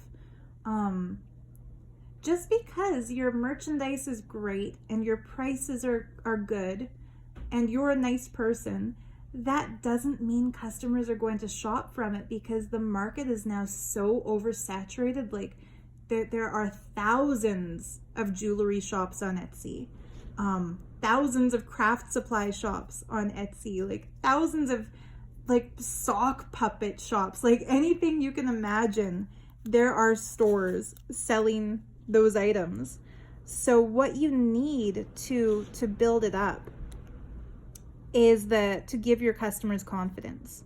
Like there are things I've seen on Etsy that I've clicked at and I've clicked on and looked at and thought about buying, but if the shop hasn't had any sales, or if it's had some sales but nobody's left a review, I'll feel really hesitant to shop from them because it's like, well, what if this is a scam artist who opened a shop, they're going to sell a bunch of stuff and then close their shop, like pocket the money and not send it to you. Because that happens. That happens all the time with stores on like AliExpress, even some Amazon sellers, those little independent shops on Amazon. Anyway, I don't mean to be overly skeptical of people. Did you notice I switched pens here? This is one of my older pens. I was just using a newer Uniball. But like, see how the ink flow is so much smoother? And the line looks a lot thicker? I really like that. Like, that's my comfort zone for drawing. I like a steady, like, thick ink flow. But I digress. Yeah, before I went into my little show and tell about my new shop, I was just in the middle of seeing if I covered all my talking points. I'm easily distracted today. I think it's all this gem energy. Like, when I wear stones that I don't usually wear, it has an effect, the crystal medicine.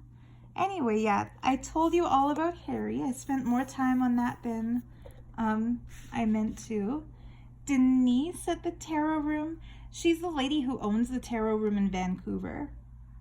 And she hired me like on the spot. That's a whole other story. I'll get into that if I ever do a video just about tarot.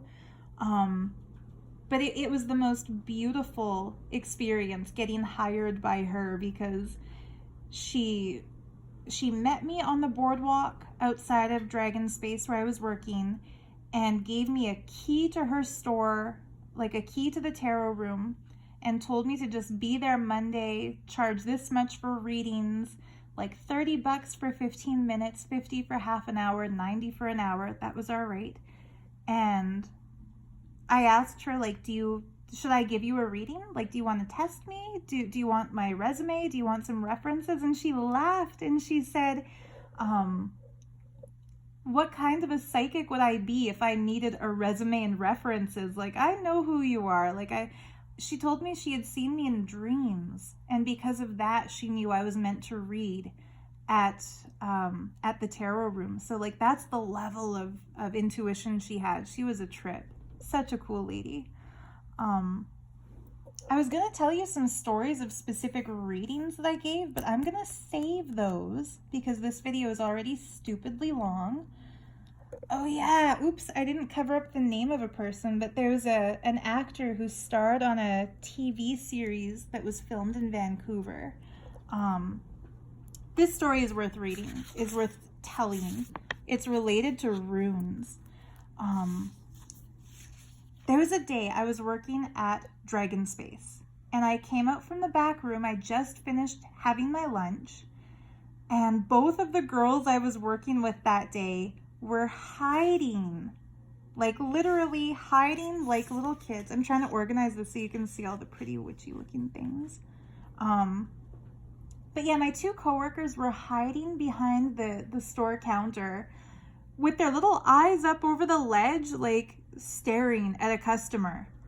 And I walked up, I was like, hey, like, what are you guys doing? Like, the store was laid out with different cabinets of stuff. So there were tarot cabinets, jewelry cabinets, like fairy figurine cabinets, dragon figurine cabinets. There was like a section of journals.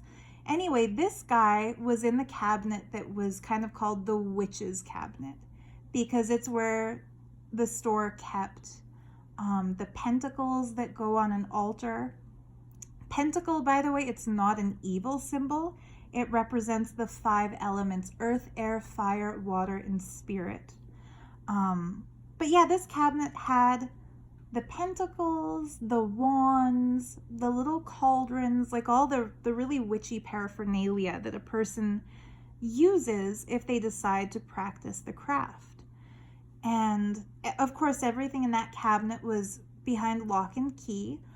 For one thing, because it was valuable, but for another thing, because energetically, like keeping it so that not everyone who walks by touches it helps kind of preserve the energy in the item. And so I asked them, like, hey, like, does somebody want to go unlock the cabinet and show him what's in there? And they were both like, shh, shh, shh, shh. Like they were like freaking out, saying, oh, shh, like don't say anything, don't say anything. And then the one girl said, like, I tried helping him, but I just started to giggle because he's so good looking. So these two professional retail girls were like hiding from this guy because they found him so handsome that they were just too flustered to help him. So I took the keys and walked over to the display because, I mean, he was at that display for so long. He obviously wanted to look at something. So I just said, can I help you? And he turned around and smiled, and he had like that movie star good looks that you hear about, that like when you see somebody on TV, they might look good, but when you see them in person, they have this like star quality. He had that kind of a star quality. And he just said, yeah, that he was interested in the runes. So there were a few bags of rune stones, not stickers like these, like actual physical 3D rune stones. He asked me if they really worked and what goes into them. So I told him I would give him a little demo, that it's hard to describe what they do, but that he can pull out a few runes, and I would tell him the meanings of those runes and see how he felt about them. So he pulled out, like, shook the bag, pulled out 3 stones. It's called a blind pull, like where you don't look at what you're picking up, you just kind of pick them up and put them down. And so I gave him the interpretation. The first one that came up was a rune that symbolized creative potential. The second one was the wheel, which represents, like, kind of like the chariot in the tarot deck. It represents a journey, like moving somewhere, ambitiously setting out to start something new. And then the last one was the rune for success. So I told him, like, just as a mini reading, that it symbolized feeling a creative drive and an aspiration to do something, and then physically moving to the place where that pursuit can be embarked on, and then succeeding with it. And like he looked like he had seen a ghost. He was like, oh my God, like, I did acting school, and then I moved to Vancouver to audition for a role, and I just got that role. We're about to start filming. So the creative aspiration, and then the move, like the wheel, the physical move, and then the success in it, which was he had already signed the contract with the film company. The runes just perfectly fit. And then he asked a question that a lot of people used to ask me when I was professionally reading tarot cards. A lot of times when I would give somebody a reading, the cards that came up in their reading perfectly described their situation, perfectly answered their question, just seemed beyond coincidence to be exactly what they were meant to hear.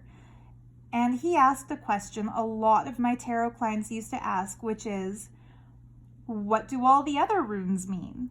And he was saying, like, if I had pulled, and then he pulled a few other random ones. He said, if I had pulled like this one, and this one, would you have said those same things? And I said, well, no, like that one represents hard work. This one here represents wealth. That one there represents disappointment. If this one here is upside down, it refers to this. If it's right side up, it refers to that. Basically, like, we went through all of them.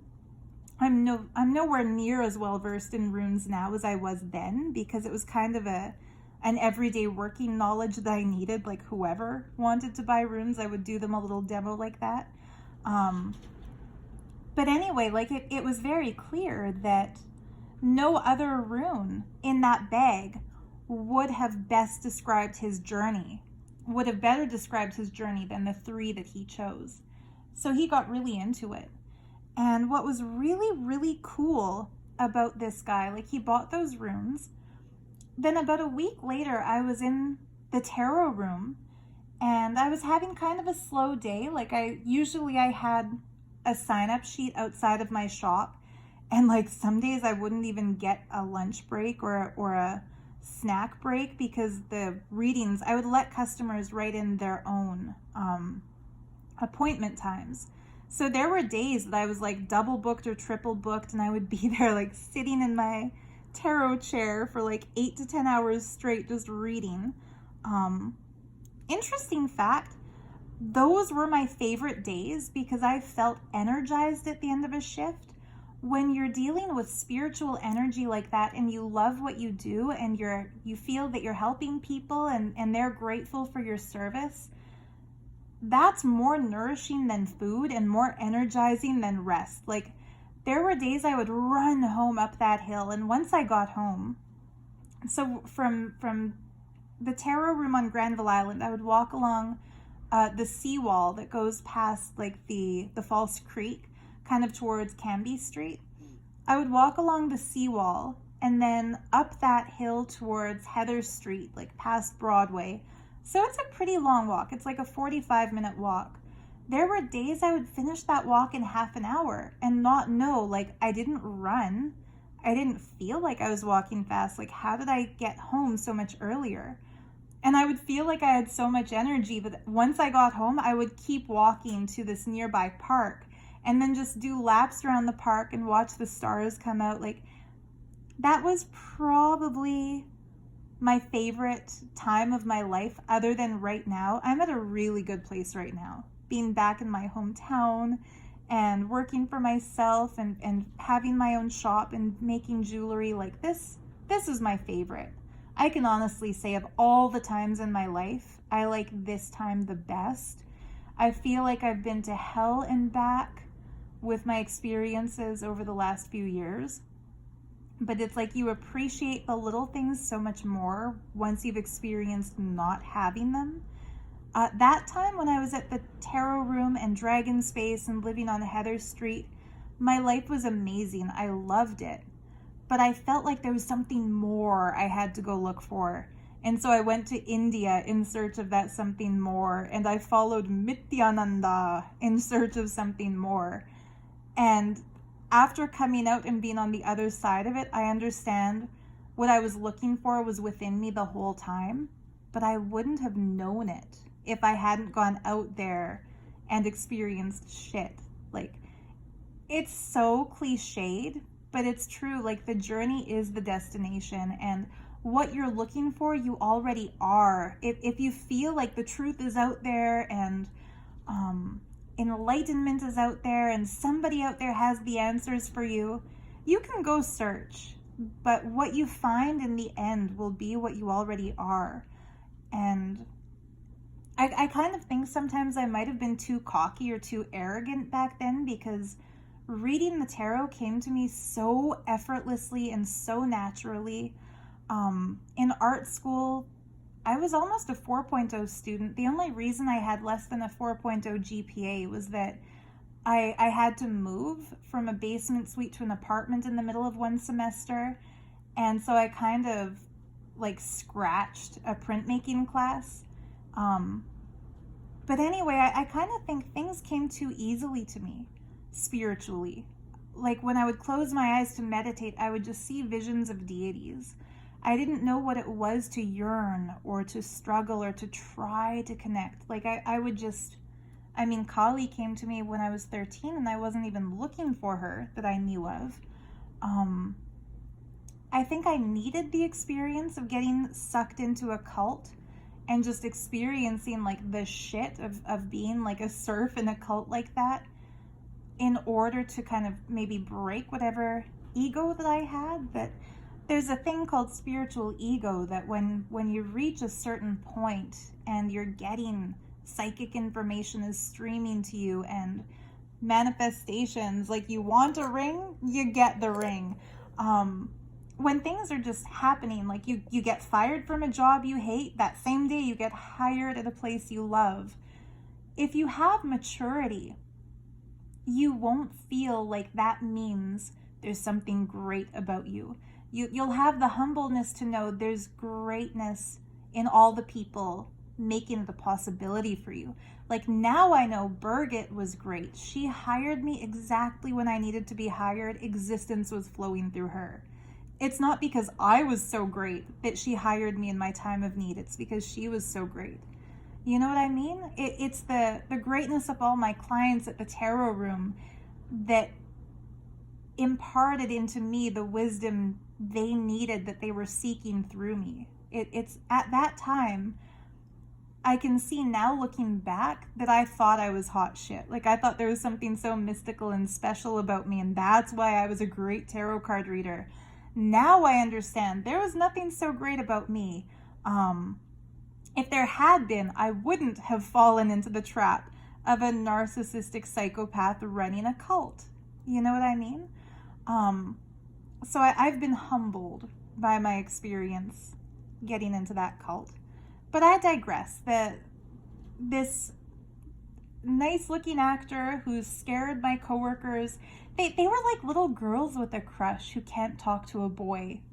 And one of them was in her 40s and one of them was in her mid 20s. Like, they weren't immature little girls. Anyway, after I gave him the demo and he bought the runes, about a week later, he came into the tarot room on a rare moment when I had no clients in, and he held up a little pouch and he said that he had kind of dove into studying the runes, and he discovered that he had Norse ancestry, and he felt that that means he had like a bloodline connection to the Elder Futhark runic alphabet, and that must be why, of all the things in Granville Island, it was the runes that captivated him the most. So after studying that, he made his own set of runes using elements found on his family farmland. He carved them himself. Like, he really got into it. And he asked if he could give me a reading. So it was so interesting. Like, I closed the door of the tarot room because, like I said, whenever a client had a reading, I would close the door and close the shutters. That way curious tourists wouldn't poke their noses in. And I gave him my seat. I sat in the client seat. I let him sit in the reader seat. And he did a reading for me. This was before I found the cult leader. But what was fascinating is that he told me he could see I'd be going on a major spiritual journey. And he said he didn't know how he knew it, but that he felt I'd be going to India. So in other words, he nailed it. Like, he gave a very accurate reading. And to me, that means, like, it's just the desire to be able to read, and you'll be able to read. There is no rune for you're going to India. Just like there's no tarot card for, I had a client once in the tarot room. I gave this client a reading. Partway through, I stopped the timer and said, okay, I have to tell you the story of Siddhartha from the Herman Hesse novel. And I told him the whole story that climaxes with Siddhartha, like seeking enlightenment, going from teacher to teacher, trying different meditations, he tries everything. Finally, he gives up and he's on the journey back home when he has to cross a river. And the boatman is just radiating bliss. And he asks the boatman, what's your secret? And the boatman says, well, I'm not wealthy, but every day people have to cross this river, so I always have money coming to me. I live by myself, but I'm never lonely because I meet people from all over the world. And I don't have a palace, but the whole nature is out my window. This is the view I get to see every day, so I'm fulfilled. Anyway, I told a man in the middle of a tarot card reading, there's no tarot card for that. But I suddenly felt I just had to tell him that story. And he started to cry. He was a well-dressed kind of a businessman in his 50s, super skeptical. This story deserves its own video. I'll tell it properly when I'm not 2 hours into a talk someday. But he started to cry, and he told me that he and his wife had been staying at one of the boutique hotels in Yaletown, which is across Falls Creek from Granville Island, and that he was at a place in his life where his company foreclosed, so he was laid off and doesn't know what to do now. Like, corporate world was his life. there was nothing else open for him. There were no other companies hiring somebody of his position, so he didn't know what the hell to do with himself. So he and his wife decided to take a little vacation to Vancouver just to clear his head. And that day, the concierge of their hotel told them you should take the aqua bus, like the cute little boat, across to Granville Island and just spend a day there. It's the best place to go if you're a tourist. And so they got onto the aqua bus. And he told me that the driver of that bus, like the I don't want to say captain because it's not a ship. It's like a little bus on the water. Why not? I'll call him the captain. The captain of the aqua bus was just so friendly and so warm and so bubbly and so happy that this businessman asked him, "What's the secret to your happiness?" And the aqua bus pilot told him, "I'm not wealthy, but every day people need to cross Falls Creek, so I know I'll always have a job.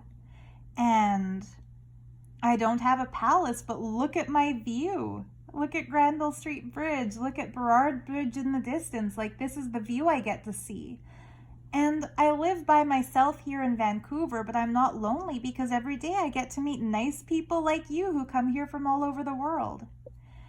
And he said that the simplicity and the truth in that man's statement struck him in a way that his whole corporate career had never brought him as much joy, even though he earned a shitload of money, even though he did have a mansion, even though he did have a great view and like all those material things. And he said that as they approached Granville Island, he saw the sandwich board sign on the boardwalk for the tarot room. And his wife told him, "Go get a reading, and maybe the tarot reader will tell you about being a boatman. Maybe this is a sign." So it's so fascinating that when somebody decides that they're going to give somebody else a reading, it's not about the tools, it's about the connection. It's not about the rune stones. It's not about the specific cards. It's that when you decide that you want to be a channel through which a divine message can reach somebody else, what you're meant to say to them will come to you. So no, there was no rune for you're going to go to India in search of enlightenment. But that young man reading my runes, he just knew to say it. And I mean, back in those days, I wasn't wearing a bindi. I wasn't wearing rudrakshas. It's not like there was anything at all Indian looking about me. I was wearing, like, I guess what you could say, like, witchy hippie girls would wear. Like, I was dressed like, I don't know, the kind of the cheesy style that, like, a SoCal influencer would put on before going to Coachella. Maybe not to that extent, but you know what I mean. To look at me, somebody wouldn't immediately guess, wow, she's a seeker of enlightenment and she's going to go to India. They might think, like, you know, she's dressed up super trendy and she's reading tarot cards. Anyway, long story short, the runes will kind of speak to certain people, and the tarot cards will speak to other certain people. The pendulum will speak to other certain people. But it's not just people who read tarot or who read runes or who read pendulums who are connected to that ancient source of wisdom. Kind of everybody is. And I really feel every single human being today, I think because of the internet, because politically church and state have been separated, we have a much greater freedom for self-driven thought and self-discovery and a certain level of openness to other cultures, that we have a social climate where the Hallmark Channel can make the good witch a character as lovable as like a good Christian housewife. Like it's no longer frowned upon for somebody to be witchy. And based on the Salem witch trials, every single one of us would be convicted as a witch. Like the women who were persecuted in those witch trials, if the inquisitor went through somebody's house and found that they had like herbal remedies, they could be accused of being a witch. So, I mean, if you've got chamomile tea that you drink before going to sleep at night, that's witchcraft. If you feel like you're an atheist or like you're an agnostic, ironically, they would call you a Satanist, because there was no conception in their minds at that time that a person could possibly not believe in the misogynistic, patriarchal, jealous, whiny frickin' crybaby of a god described in the Bible. And every little kid going to school would be accused of witchcraft if they made themselves a little paper fortune teller or played MASH. I think we are so lucky to be alive when we are. 2020 memes aside, global pandemic aside, because of the internet and the prevalence and the accessibility of information. You can search Elder Futhark and you can learn the entire runic alphabet at the touch of a button. And I know you can, because you're hearing these words I'm saying now. So whether you're listening to my video on an iPhone or a smartphone or on a computer or on a laptop or a MacBook or an iPad, like, forget what you're listening to this on, you can shut me off and search how to read tarot cards, and the entire wisdom passed down through generations and generations of Romany people into Europe is suddenly just revealed to you. That's a gift that people haven't always had. And I think we take it for granted a lot. I know I do anyway. I can only speak for myself, but I think all of us are guilty of this. We take it for granted that anything we're curious about, we can find out. Like the smartphone itself is like a greater supercomputer than the technology of NASA in the 1950s, like when they sent men to the moon. We have a more powerful computer, like in our purse, in our pocket, in our hand, than like a computer that took up an entire room once did. And that to me is magical. That is no more and no less magical than, the ring that I had loved so much being given to me auspiciously on my first day of a new job. Like, that's as magical as somebody asking what the runes mean and pulling out exactly the stones that they're meant to receive. You can do computer magic. There was an entire episode of Buffy the Vampire Slayer. My nerd is coming out now. Like, now I'm going to be talking like super nerdy. Oh my God, I love that show. It's so cool. But there was a whole episode where Giles, the librarian, started dating a woman who was a neo-pagan, and basically the witchcraft she practiced, she did entirely from a computer. She would write her spells on the computer. She would do like protection energy for websites. It was pretty neat. That's something that back then, like in the 90s when that show was written, it was a brand new thing.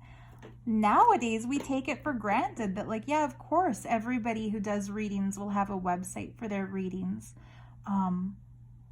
Anyway, I think this video is long enough. I could take literally any topic that I introduced in this video and do an entire video just about it.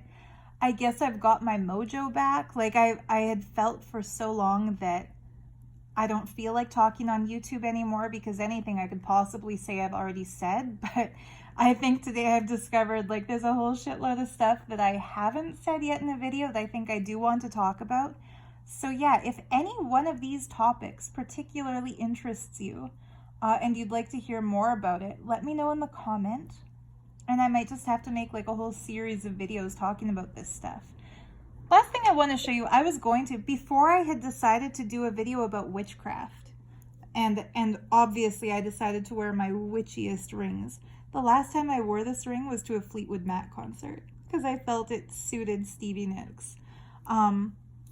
Before I had decided to do a video about witchy stuff, I was going to dress up for Halloween by wearing this ring in my video as my Halloween costume. It's like a Comic-Con costume for the hands. It is the Starship Enterprise in a little ring. So yeah, that's my Halloween costume. I got one for each of my uncles for Christmas, and I'm safe to say that in the video because none of them watch my channel, but they are all Trekkies. Anyhow, I'm glad that you tuned in. If you have listened to 2 hours and 14 minutes and 21 seconds of my really distracted ramble where I'm kind of going all over the place talking about all kinds of different things, then we are kindred spirits, and I bet we would have an awesome conversation. So leave me a comment so we can chat a bit. I appreciate you for being here. Thank you for supporting my channel. If you feel like buying any crafty supplies from my new Etsy shop, The Art of Gems Stationery, if you buy anything there, just let me know you've seen this video, and I'll include a few freebies, like maybe one of my Egyptian stickers, or like a moon cycle sticker, or one of the star and moon paper clips. I'll send you a little something extra besides what you buy if you mention this video. And same thing for my gemstone shop. If you go to The Art of Gems and you buy a piece of jewelry or a pendulum or something, let me know you've seen this video, and I'll send you a special black gemstone. I'll send you a piece of obsidian. That feels like, I'll send you a piece of rainbow obsidian. I'll send you the good stuff. And you can see what that sacred shamanic gem energy feels like. Maybe do some scrying. Oh yeah, and I think I had said, if you buy something from the art supply shop, the first person who mentions this video while buying anything from that store will get my fortune teller that I made. And like I said, I wrote something nice in each one, so find out the mystery to what's in there. For now, I will end this video. It's been long enough. Much love and light to you. Thank you for tuning in. I hope you enjoyed my doodle. This time I call it a doodle because I wasn't really paying as much attention to the composition. No, I can't. That's still a bad word. That's my drawing. I hope you liked my drawing. I don't want to devalue it just because I was more distracted this time than usual. It's still a drawing. It's still art. It's not just a doodle. I hope you liked it. I will draw more in upcoming videos. If there's anything you want to hear me talk about, let me know in a comment below. Give me some ideas for future video themes. And I'll see you then. Much love. Happy Halloween. Happy Samhain. However you celebrate this day. Okay, last thing. I know I said end of the video. One more thing I wanted to mention. The reason we celebrate Halloween as we do today is because the pagan people of Great Britain, ages ago, pre-Christian times, they celebrated Samhain, which is the end of the summer, the end of the fall, the beginning of the winter. It's like the time when darkness is about to descend, meaning the days are getting shorter and the nights are getting longer, and the harvest season has come to its climax, and now it's the beginning of the season where food doesn't grow.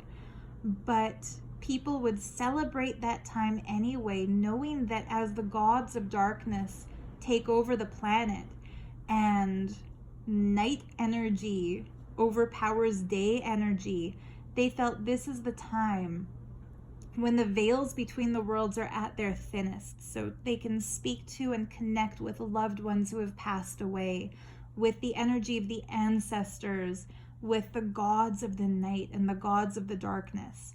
To me, that makes this a very special time of year because my Ishta Devata, the goddess I feel the greatest connection to, is Kali. And she appeared to me while I was doing a meditation to overcome my fear of the dark. And now I really embrace the dark. Darkness is not evil. Darkness is the womb. It's the origin from which we all emerge. It's like that great void that once we enter into it, we bring with us that calmness, that stillness, and that pure potential energy to create anything or become anything. So if you want to do anything witchy to celebrate Samhain, to celebrate this Halloween, let it be a meditation or an internalization that darkness is not evil, light is not good, both are both. You can be smiling to somebody's face but being a dick behind their back, or you could look unapproachable and rude but have the best of intentions and be a sweetheart. Like, a smile isn't necessarily good, a frown isn't necessarily bad, the same way light isn't always good, dark isn't always bad. It is what you make it. So have no fear as we enter into this winter, and as night overpowers day, and as those veils get thinner between the planes of existence. Let this journey for you be a journey of discovery that reveals more of your potential, more of your creativity, more of your capacity. That's what I'm choosing to do with the energy of this season. And dressing up in fun costumes and getting some vegan candy is just the icing on the cake. That's just a nice added bonus. Anyway, happy Halloween, happy Samhain. Much love. We'll see you in the next video. Bye-bye. And look at the cutie. There's my current familiar. One of the two. Okay, bye.